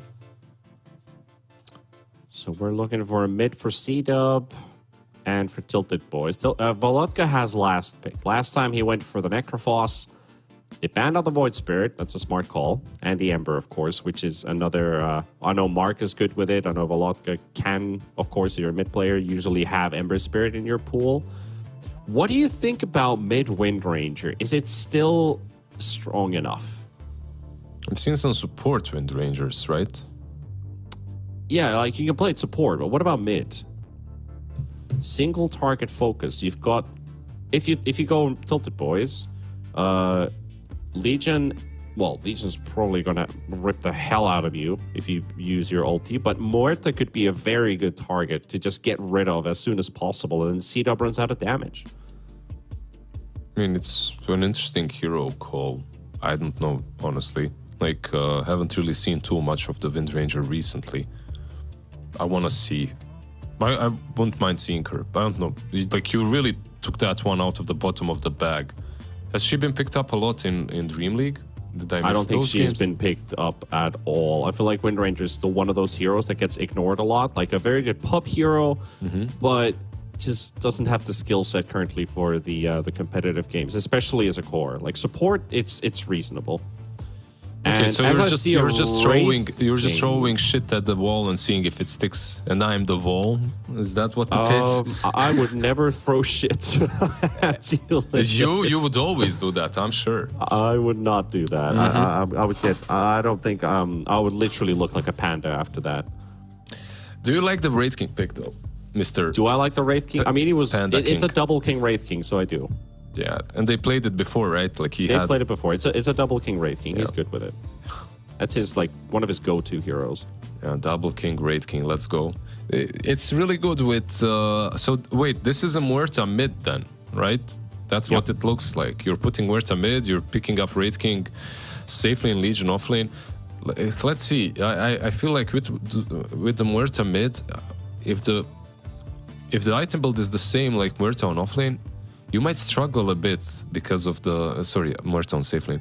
You might struggle a bit because of the fact that you won't have a very active hero in the mid game, and Storm Spirit feels very free here. You do have some stuns, you have the duel, but overall he feels very weird, very free. Like not sure. Let's see, C-Dub in the last game they dominated every single lane and they won off of that. This time around, I do feel that they have a decent draft, but Storm might be a really big issue for them. It could, and I think Veloska can only do better going into game 2 compared to what happened last game. And as you said, Mark with this Legion Commander, it's an interesting call. I feel like you can contest the Storm Spirit to some extent in the mid lane. I will say I do not know how this matchup works with Storm versus Legion because it's so rare that you actually get to see a mid LC. And a 3 Muerta, I believe because the Doom got picked up, it's a reasonable idea to put Muerta at a smaller priority. Then play it as a mid and you get doomed all game long. And you're like, well, guys, I can't play this game. This one guy literally counters me here. So it makes Ezekiel's game a bit more difficult. Because it's like, if I doom a Wraith King, what do I actually get out of this? Is it worth it? Not really. Well, they just mixed everything up. I feel that they did the same thing that Tilted Boys did in game 1, but it might be a bit better. Like you're playing Muerta with Clock probably into an Ursa, so your lane should be easier there. Overall, putting Legion into Storm, I believe. I'm not sure how that matchup will look like. I feel that Storm should still do quite all right, quite fine. So it's gonna be an interesting one. Maybe these aren't even the lanes. Maybe they switch them up completely and they throw Shimmy at us. But I do believe that Tilted Boys have a better draft, much better draft this time around. Well, let's see if that is the case. Tilted Boys, they need to turn the course around, and they have been able to do that before. Now, can they do it when it really matters the most? Because if they're able to still win and keep their hopes alive, that also means they can potentially still sneak in to tiebreakers for promotion to Division 1, which would be a very big feat for this team. Coming all the way from opens to close qualifiers to beating the teams in Division 2 to making it Division 1. That's one hell of a ride if you're able to do it, but you got to start winning, and it needs to start now. Love that banjo charge. What the hell is that? Love that. Is it? Wait. How do you get that? How do you get the banjo charge? I think. Might Okay. be Cool. some of the new Dota Plus stuff. Cool. I need to get that. That's actually really cool. I loved it. Yeah. If I had my guitar with me, I could play it for you too, but don't have it with me right here, as we're gonna kick off Where this is it, game. T-Panda? Where is your guitar? Where's my guitar? Why don't you have it? I mean, I have 3 guitars actually. I have And one you bass don't have guitar. a single one next to you? Nope, unfortunately. My I God. mean, I can't have them here because I was literally doing Division 1, not in Finland, and there's been, Finland is a cold country. If I had them here in my studio, they would probably all just break from the cold. I see. Gotta take care of them. Interesting tri-lane setup. Might actually lead into a kill. They want to capitalize on it. They will. C-Dub. Ezekiel will drop. Got him. Tri-lane works out. Yeah, and meanwhile, the Isla or Isla on bottom lane is just like chilling. He's not really being too contested. Chilling but not killing. I mean, he's not really getting anything out of the lane, but he can't get a lot. He's playing into an Ursa. He won't die.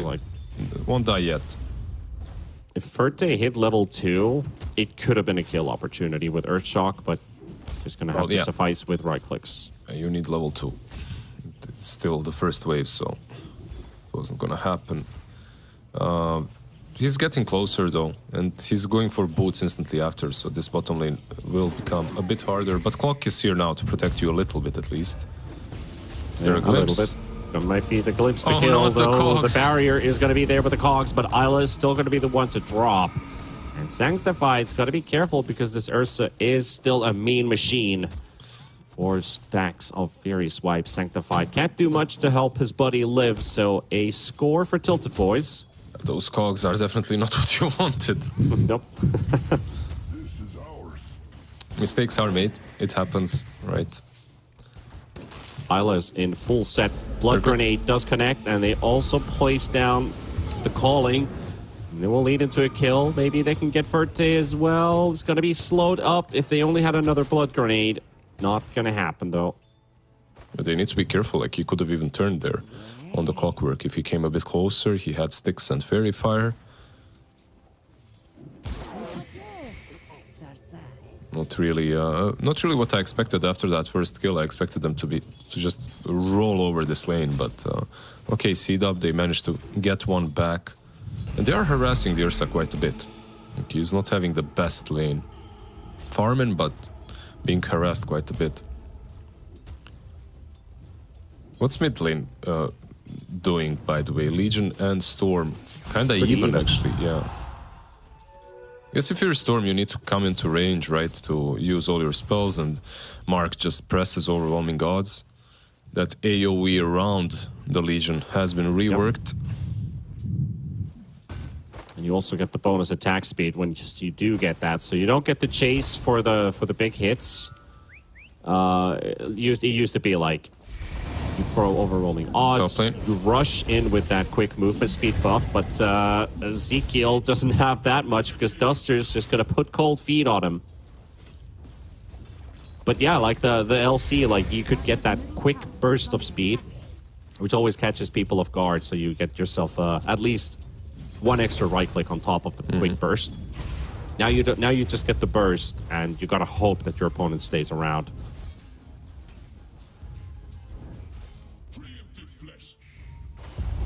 Yeah, you need some boots or venoms or something like that, right?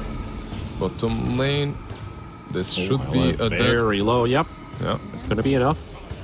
Sanctified still trying to battle it out with Ferte, but there's a lot of creeps, and he's got 5 stick charges, or well, Fury Swipe charges even on top of him. So Ferte gets some kills in here, and this bottom lane's been looking pretty good. And Mark schools Volotka in the mid lane, diving under the tower, and getting a kill with the Overwhelming Odds. This is 2 games in a row, by the way. Like, he killed him in the last game solo, now he's killing him with the Legion Commander.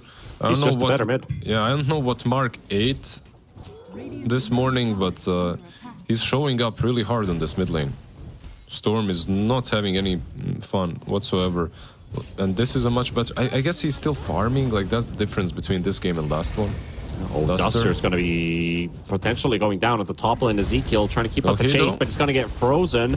And big hits coming in. Double King, he's looking to take down this Doom. And he will take it with the Mortal Strike.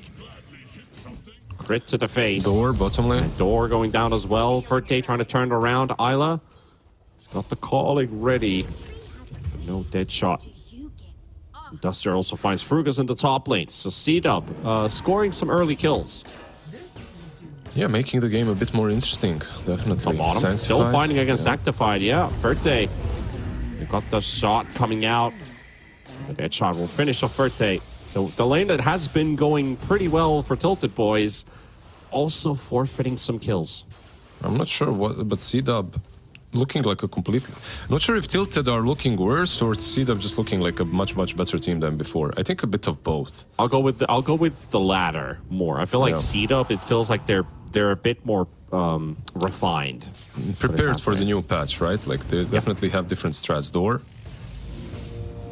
It comes in to help out Volodka, but might just be him dropping instead. Sanctified getting the full duration battery assault for the kill.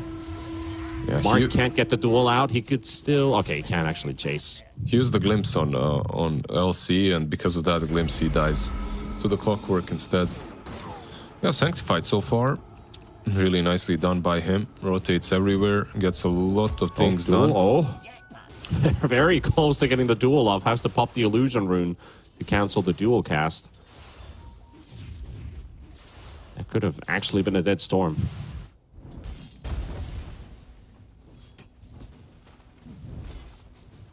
$2K lead for C-Dub. Pretty early on in this game. Ferte's not getting a lot of farm in bottom. Doom is also constantly being contested. He's falling behind the Wraith King, not only just in farm, but also in levels. He's 4.5. Double King's already 6. Yeah, they found some kills. And now Duster is on bottom lane. Your Wraith King is level 6. He won't be dying twice at least, so... 3 versus 2. Ferte taking the fight to Sanctified, jumping out as well, the calling. Not going to be quite on the spot. It's kind of We're hard hoping to... for the silence. It's hard to go on Ursa unless he goes on you first. That's the problem. Like, Yeah. this bottom lane, Ferte needs to be the one committing for you to actually commit. If he isn't committing, he's just going to jump out of the cogs, so... I think That's they gonna tried help. to surprise him with the silence from the calling. Yeah, he's And- still going to be able to jump okay. out. Duster. That's an easy Duster kill. Yeah. It's just trying to get away from the twin gate, but just gets glimpsed back. They do have a Hoodwink now on the bottom lane too. So Doom and Wraith King, that lane is kind of done. Unless they rotate a lot of heroes in. They're going in on Ferte once again. He just jumps out. Same old story. Rinse and repeat. I think you need to land the calling first to get the silence and at least get a benefit out of the damage. Mid lane, first duel and first victory. Yep. And again, another kill onto the Storm Spirit out of all heroes. Rugos will take away the Arcane Rune, but Storm is not really having a field day here. Mark is, yeah, like you said before, he's won mid 2 games in a row now. He's the one that has the impact this game. This Storm doesn't. You don't want to fall behind as a Storm. Yeah, certainly not. You shouldn't Like, be... what can you do if you fall behind as a Storm? Do you just force yourself into a super greedy item build like the Orchid plays? You can ask Sumail from DAC 2016, was it? Something like that. What was he? 0-4 into 4-4? Like, you can still make plays as Storm. The hero does come back very well if you make good rotations, but it's... Like, in this game, I don't feel that it's that difficult for him to make a comeback. Like, duel... You shouldn't be... Look, I think the only time you could get dueled is in the laning stage. Later on, I don't think you should be eating that spell. It's not really easy to catch Storm only with the duel. Yeah. Well, let's see what they want to do. At least Double King, he's enjoying his free farm.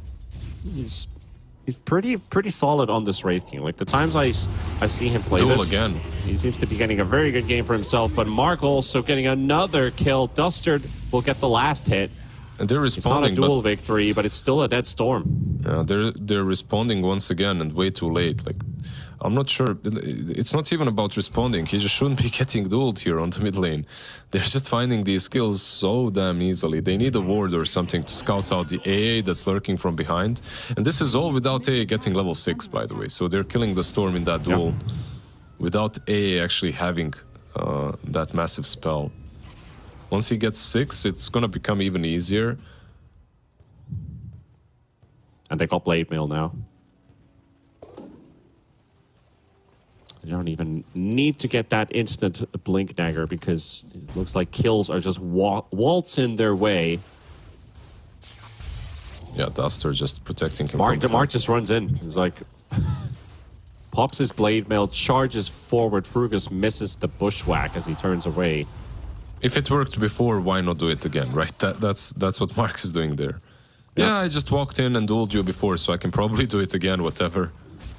There's smoke now. We get some impact towards the bottom half of the map. Sanctified in the river. He will pop Hoodwinks and Storm Smoke. And as they are under vision... Were they? Ah, there is the dire ward. I see it. Okay. Radiant's middle tower is under attack. Was a pretty good read. Are fortified. They could kill the storm again with a hook into some cogs back into the duel. They could. But Disruptor has Static Storm now, so they have a And you bit still- of extra... Yeah, you still kill him if it's not instantly over the storm, right? Yeah. If it's duel, I think A can send his ulti from the top lane. Just a chill game for C-Dub. Once again, 3k ahead. Not a massive lead, but a solid lead nonetheless. It's just more the Wraith King is free farming. They beat the Doom lane. Doom, he went for a Vanguard. Now building up into a Midas. The classic standard Doom build up. Play towards the mid-late game. Rotating towards top. They actually want to maybe find a kill on the Doom. Duster and Sanctified both ready to walk in. Hookshot available. Ice Blast available. They find some... Okay, if they take 2 more steps forward, they'll see a pretty big stack here. But Ezekiel is going to be targeted Storm is here. TPing. Literally just walks in as a gank squad on top of this high ground. They will look for the Duster AA kill, which they will get. Wraith King has a second life, but this Clockwork is there to drop. And Mark also shows up. Wants to give some backup. Oh, the Midas. Oh, the Midas is... Oh, the Midas, Ezekiel. What have you done? This whole team fight. So basically, they went in on the Doom. At around the same time, the Storm was moving back to heal up from the jungle. So it was pitch perfect timing for Storm to just TP in. Obviously, they didn't know exactly where Storm was. They thought maybe Storm is just jungling, recovering. He TPs in with full amount of resources and just counter kills them. But there is a relic now on the Wraith King. Almost the Radiance completed. knowing that you're playing up against the Clockwork lineup as well, they want to get some force staffs. There's one coming off of the Disruptor. Hoodwink yet to reveal what to pick up next. Only has Arcane Boots. Not really getting to participate a lot in, well, basically any event that's going on around the map. You're 1-1-1 on this Hoodwink. Oh, he might just find a kill for himself. He finds Isla. Easy. Yeah. That's what That's you get. 500 gold as well. So your team can't really fight them. You'll go look for solo kills on your own. However, C-Dub, they're already sieging the top tier 1 tower. Tilted boys, they're going to have to look for some way to respond. Well, the Hoodwink can TP in. No sharpshooter. Oh, they're going to get scouted. They see both. Glimpse comes out. They want to force double king it away. Sanctified still pops down the cogs with the hook shot on door. Static Storm, Polotka, can he get some damage out? They've done this before, but can they get enough damage is the question. The Ice Blast is there, Cold Feet as well, Storm Spirit is stuck, Duel coming out as well. And Ferte might just be able to clean house here. Still fighting against Double King, but he will crit him down. Ezekiel fighting against Sanctified and Double King. That's going to be another one. Maybe the Clockwork falls, the Wraith King's ulti will pop.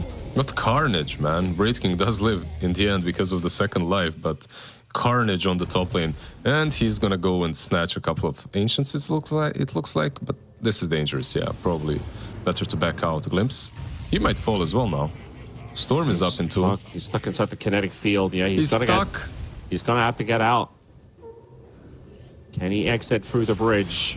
No, he Ancient can't. is back Gonna here. get caught with the bushwhack. Oh, he's gonna be dropping fairly low here. Maybe he can turn on the Storm. That's a big crit. The Cold Feet. They might just lose Volotka instead. Yes, they will. They turn it around. And here comes Mark for the duel. Big overwhelming odds comes out as well as they finish off Frugos. Anyone and Dor else? is on the run. Ezekiel is running away with 414 movement speed, but the LC is faster. Blade Mail available. Blink in 3 seconds. Hookshot connects as well. The Ice Blast is there. Ezekiel is going to be dropping too.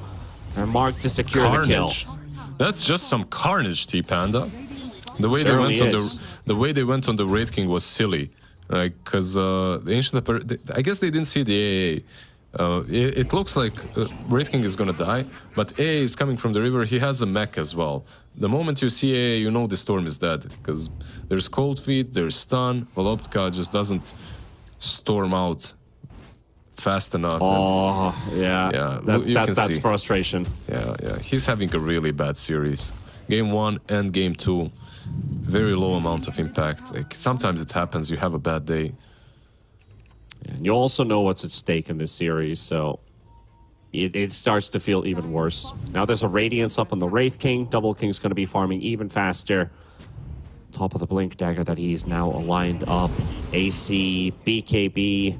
It's going to be a very Storm? scary Wraith No. King this game, and they're going to find the Storm Spirit. Ice Blast with the duel, and Volotka.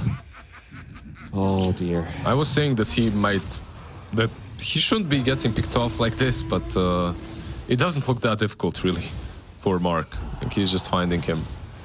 The teammates aren't around the storm, they're not setting the perimeter, they're not allowing him to make a comeback. Meanwhile, Muerte is just farming on the other side of the map, chilling in the jungle. Maelstrom, Dragonlance, he's playing offlane, but truly this man is a carry. Like, look, what's the difference between position 1 and position 3, Muerte? If you're played like this, there isn't any. I don't think there is. Yeah. Loom Still in. have control and still have damage. Ezekiel is low. Mechanism heal comes out, but Duster's still gonna drop. Ezekiel still deciding to chase the clockwork. There's only a rocket that they can throw. Here comes Ursa the in the Ursa back. as well. Onto the LC with that Doom. They will finish off Mark. Pretty good kills here for Tilted Boys. Sanctified also getting glimpsed back into his cogs. He is gonna drop, so that's Double gonna be king. 3 kills for Tilted Boys. He's just here, I guess, to death, right? That's it. He does get the stun. Okay, but no If follow-up. he had Tumbler Toy, he could have maybe gone. Yeah, he's gonna have a Blink Dagger. Not really as good as Tumbler Toy, obviously, but he's gonna have they're a going- Blink soon. They're going before he has it ready. Yeah, They maybe know can where get- they are right now. They might just be running in. Ice Blast coming in. That is not going to be a successful connection, but they will find Door. Bottom tower And the tier 2 token on the ground that they can pick up now. Solid. They found the door, Lizard. Yeah, Vampire Fangs for Double King. Even more lifesteal. Is Ursa gonna... How much lifesteal is that? Is it oh my god, I don't even know the word. You got Multiplicative? yes. So you got 50% plus 15%. Additive, then, right? I'm not sure. Like, we'll see. It's, let's see how much he heals. Bang. Hit that, Rosh. Come on.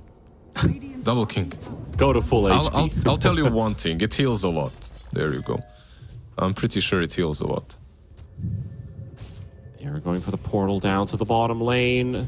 And they are TPing here. This is pretty convenient for C-Dub.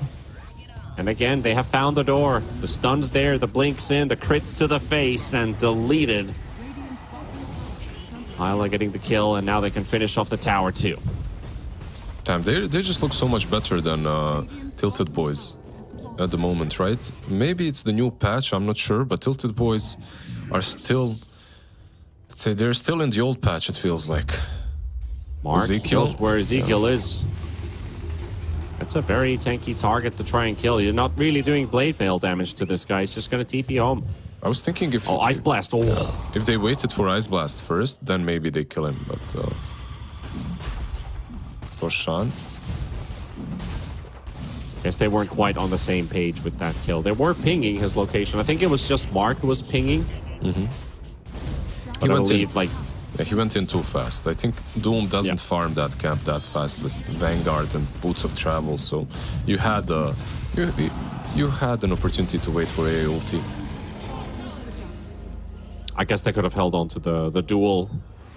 That being your only teleport cancel ability. But nevertheless, Aghanim Shard up for the Disruptor. Will be a handy tool for them to get that extra cast range.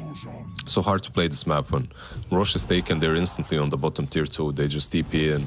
You can't be defending it because they can jump you from the upper part or lower part of the woods. It's like Storm needs to get out immediately. But then again, all of this means that there's more farm on the map, so you can farm in different places. This new map is really nice. Like, I love it. It's wild as hell. The game has been changed completely. Still, some of the old warding spots are still there. As you can see, Disruptor getting caught in his own triangle. Under vision of C-Dub. That's going to reveal their ward on the cliff. But at least there's some new ward spots. It's not all just the same. Double King actually finding a kill of Alotka there. Nice little stun together with Ayla. And they get him. On top lane, they were hunting down the Hoodwink, but Frogos does manage to get through the twin gates before he gets hooked, so he's on bottom. He's just a squirrel collecting lotuses. Just leave him alone. He wants that cheese. Oh, BKB pop. They get the reincarnation kill for a T. Is it worth though? Static Storm placed down. Glimpse as well. The LC will be sent out. BKB and an ult for no real kill. Yeah, I think both teams will ping out the Wisdom runes, but it feels like Frogos will snatch the Dire one. And on the other side, Mark can take the Radiant one. The Radiant one, yeah. It's it's easy. Like, now we get to see some real NA math. I'm sure they can add 7s to 14s, but to 21s, I'm not so sure. It becomes it becomes difficult. 21, 28, forget about it. 35, my God.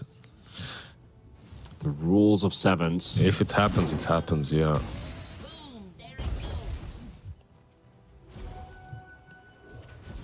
Waiting for the good old 63s. What do we have? We have like Duster dying bottom. But besides that, we have bounty runes on minute 0 to... Right? Then you get water runes on minute 2. Oh, dual mid. This duel gets cancelled by Glimpse because he's too far away. Yeah. What else? You get lotuses on minute 3s. Mm-hmm. You get wisdoms on minute 7s. It's messed up. There's just so many things spawning on the map. Creeps every minute. Lane creeps every 30 seconds.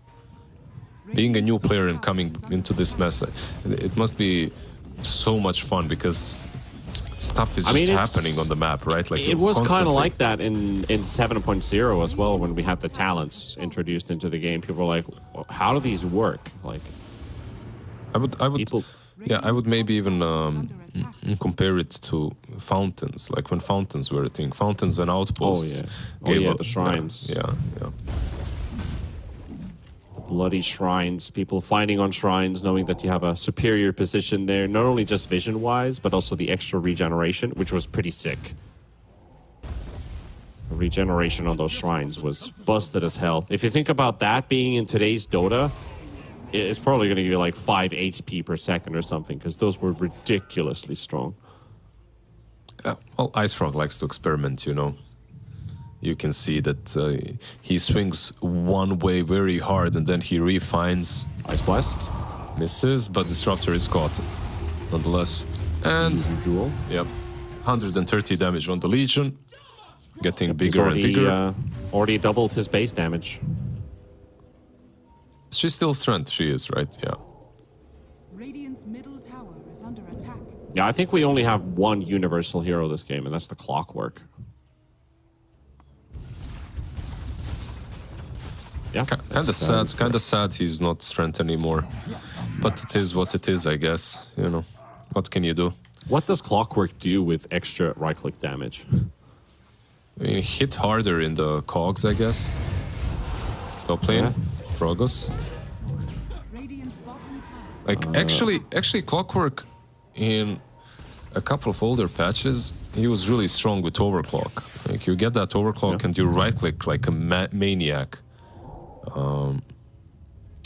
That's true. Yeah, the right-click damage was actually decent with it. And he does get Aghanim's this time around as well, so there you go. Setting up the Ice Blast. Doom is inside the radius. Mark, no dual win, but a kill Here comes the Storm Spirit. He will Oh, find Legion, but Storm. into the stun from Double King, but he's got a Lotus to heal up. Alok gets to stand again for a little bit longer. Ferte is actually dead. Look Mark's at the gonna be rockets. fine. Look at the rockets. The barrage.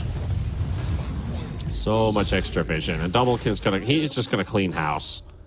One more kill should finish off the job. There's the extra movement There's speed. hook Man's shot. running like a truck. I'm surprised he didn't hook. Oh, but he does now. He goes in. And 4 are dead. Yeah, nice.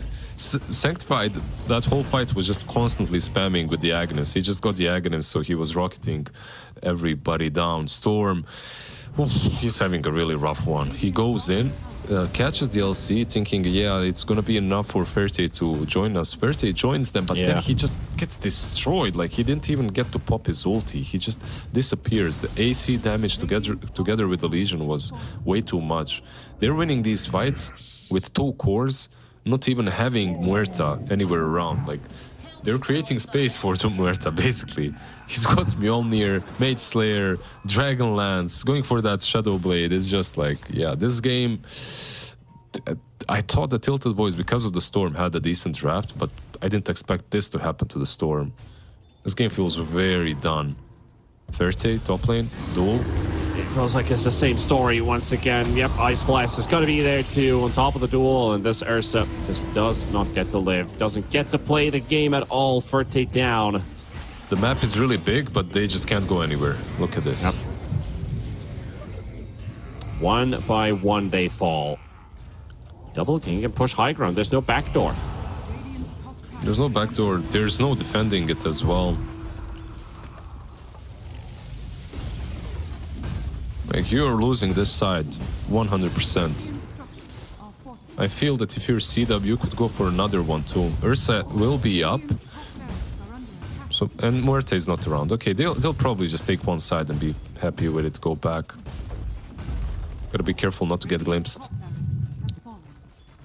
Currently, all the Sand King Gomez and Alpha fans, they're very happy with what they're witnessing right now.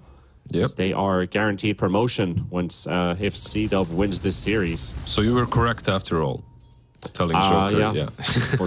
Foresaw it. Yeah, you just had a feeling, you knew it. By the way, they just pushed aside and won a team fight without Muerta even being there. So, yeah.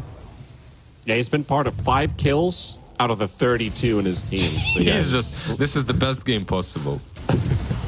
PvE farm, the best stuff you can get. Ferte gonna take a hefty amount of damage from Isla. You do get the glimpse out onto the Wraith King, but Ferte's still dead. Forgos endured. Oh, nice hook shot there coming out from Sanctified. Lands on both of those two. Ezekiel. And Ezekiel is around. Storm Spirit's like, screw this, I'm out of here. Doom should be able to TP home. Yeah, Or Ezekiel. TP top even. He's still the highest net worth on his team as the offlane, just like he was in that last match. But there's a difference. Like, with Doom, you just can't do enough. You just can't make enough plays on your own.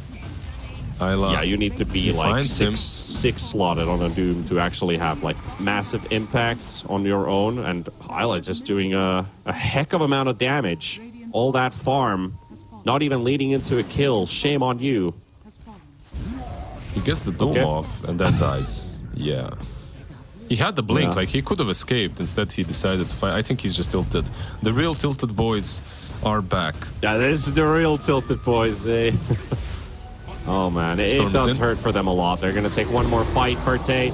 Ice Blast is gonna be there. He's gonna be hit by the debuff. Doom is not Just to buying run back. away. Like, he's... Yeah, this is their last fight and he's chilling. Yeah, they've lost the morale. It's in shambles. Isla sneaking in. Oh, trying to get these kills. Gets nothing done. Only hits creeps this game. Shame on you, Isla. Dude, Doom is still not buying back. I don't even know if Doom is still in the game anymore. But Ferte trying to fight back. Doom's going to be respawning right now. But Ferte's dead. Dor is dead. Polotka jumps on the high ground. And he's just chilling. Yeah, GG. he's chilling. He didn't move. Yeah. Tilted Boys, we will not be seeing them in the battle for promotion to Division 1. Alpha and Sand King Gomez, they are through as C-Dub take this win. That also means that we will be seeing C-Dub in Tour 3 of North America's DPC, getting to stay in the division. I'd be very happy with that. And the results speak for themselves. There was one team on the server, the other wasn't. Yeah, this was a slaughter. I don't know.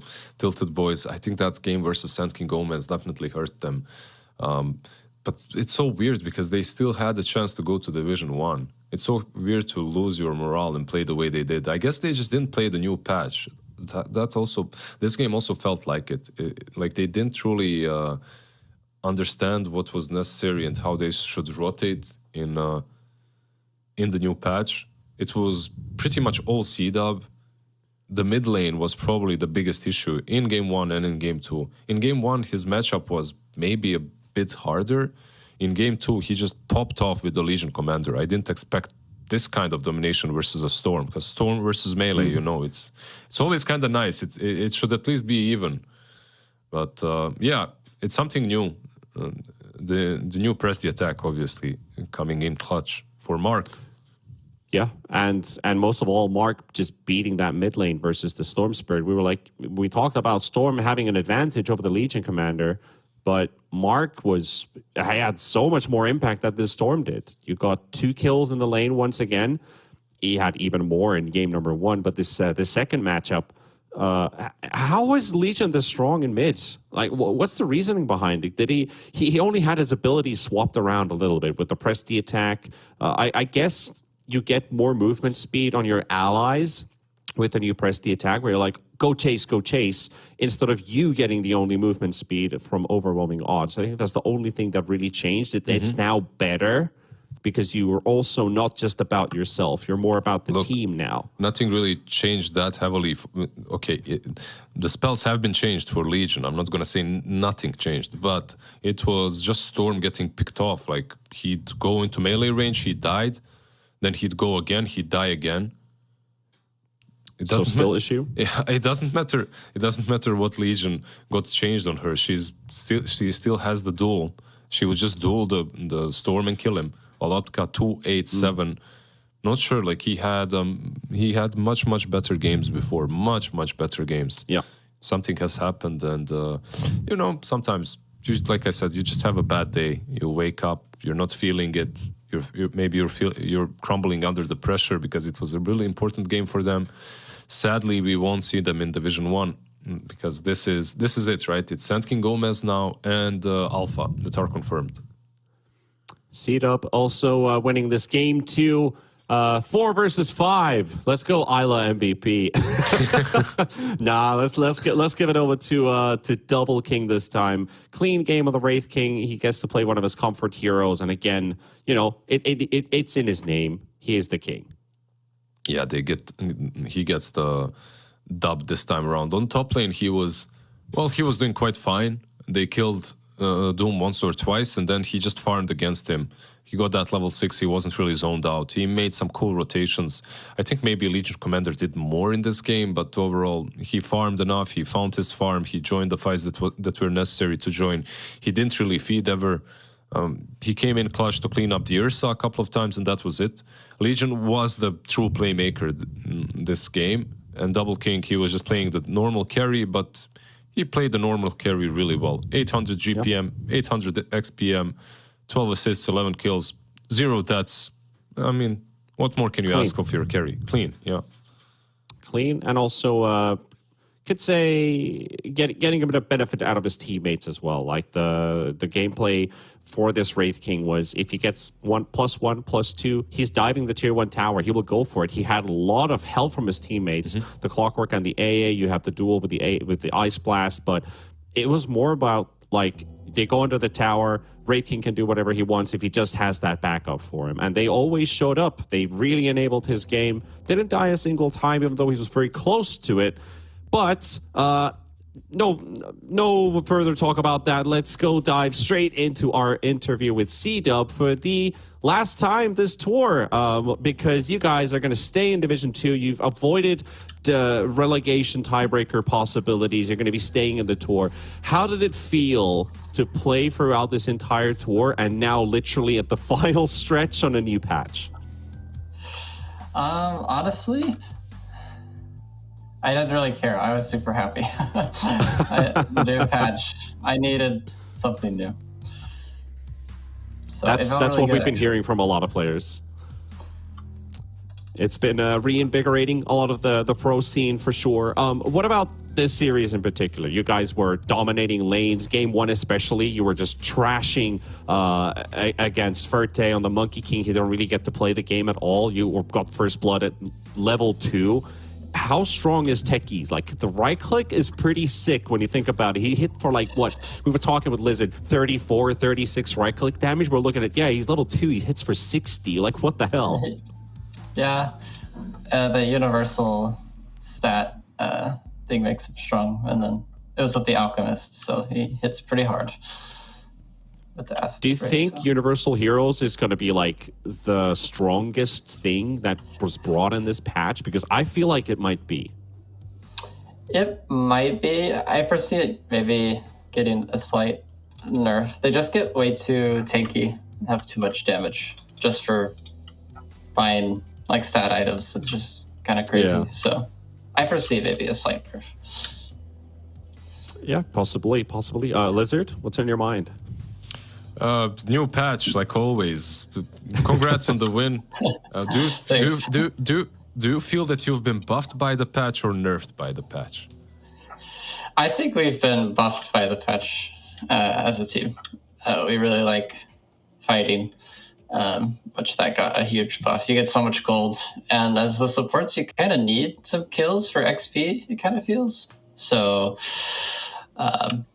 Yeah, and just some of the heroes we play, I think it helps our team a lot. Okay, what about you personally? Like seeing all your hero pool being changed, was it in a good direction, the bad one?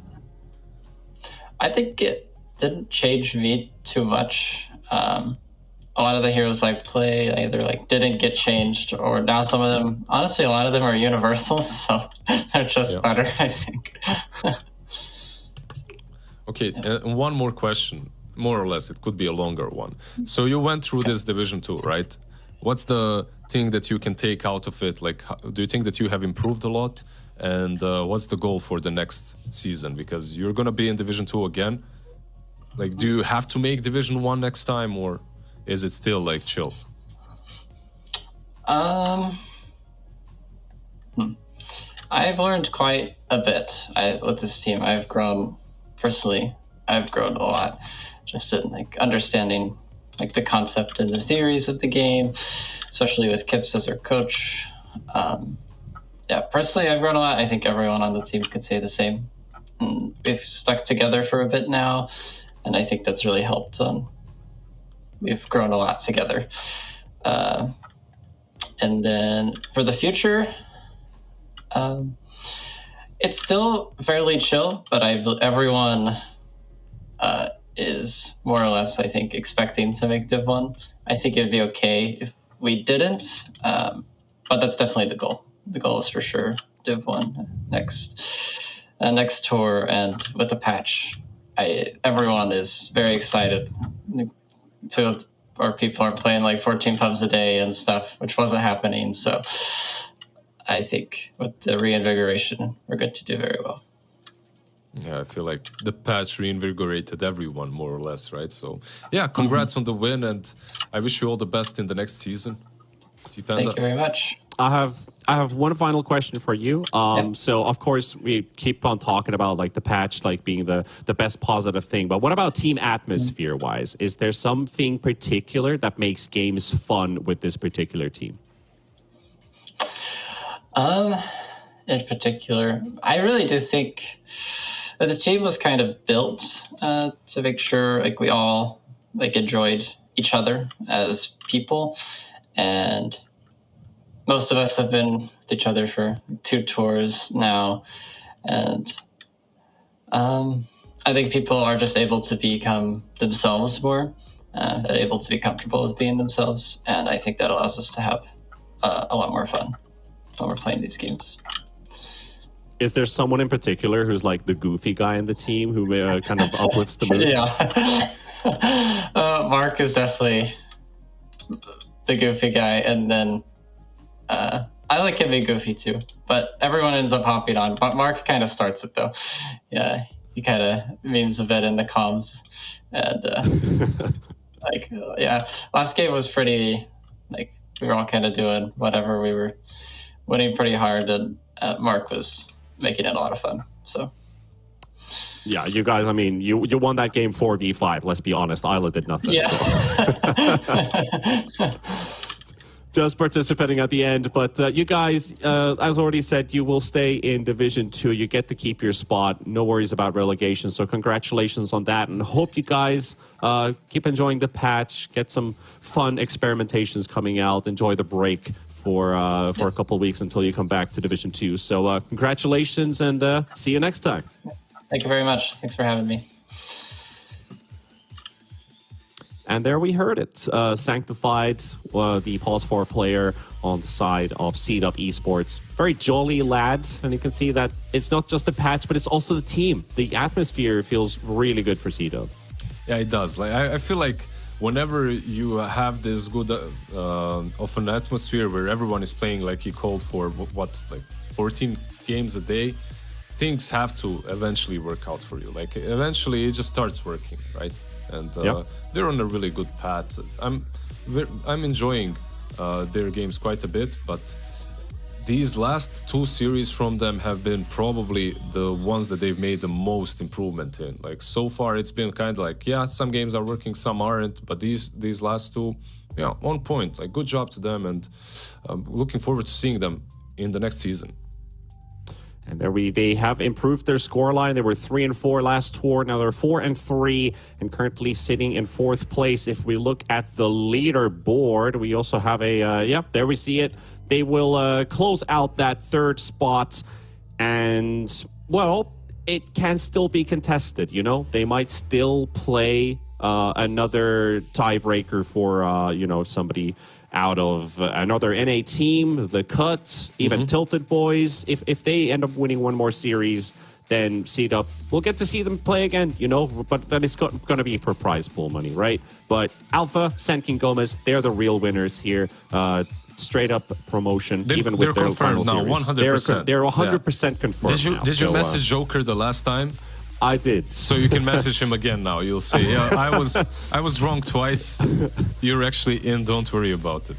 Yeah, it's like, yeah, no, don't worry about it. You guys are through anyway. But the situation is still alive for multiple teams, and we have 3 series remaining in the NADPC. So our next broadcast day looks something like this. We have Tilted Boys versus Ant and Oversight versus Alpha. Alpha, they're already through. They can just play for fun. Oversight, they gotta win to force a tiebreaker, and it also requires the Tilted Boys or Ant loses in their series. That's going to be the first one of the day. And of course, Senkin Gomez playing against the Cut. The Cut could also get to 4-3. So we know C-Dub's going to be playing against one of these teams. It is Ant or Tilted Boys most likely, because one of them is going to win and go to 4-3. But who is going to take that win? And of course, Oversight versus Alpha. Do you think Oversight has any chances? Because I feel like there's a slim one, but it's not like 100-0. Look, I feel that Alpha might come into this game clowning a little bit. The only problem is, I really feel that Alpha, when they clown, they're stronger than when they're serious. That's the issue. So it might not even be that fun for Oversight. And Alpha, so far, they looked like the team that has figured out a couple of heroes that looked the best in this second patch, on the Joker, on the offlane. So I'm thinking that Oversight's chances are really damn slim.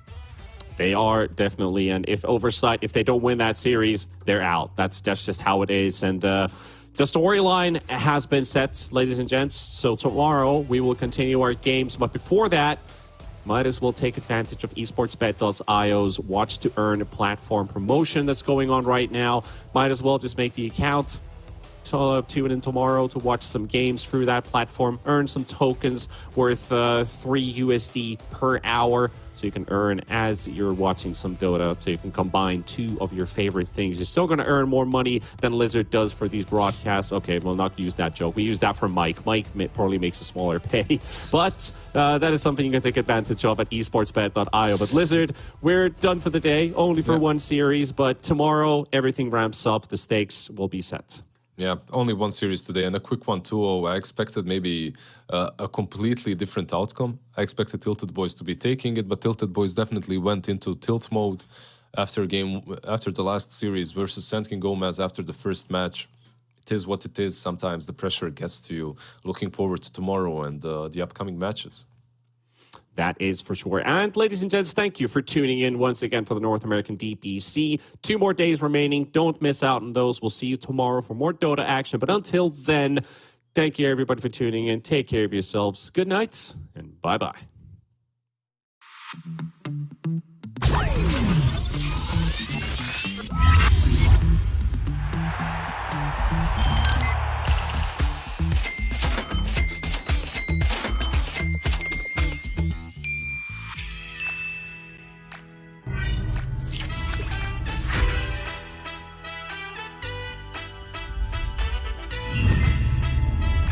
Watch more. Earn more. Full TV.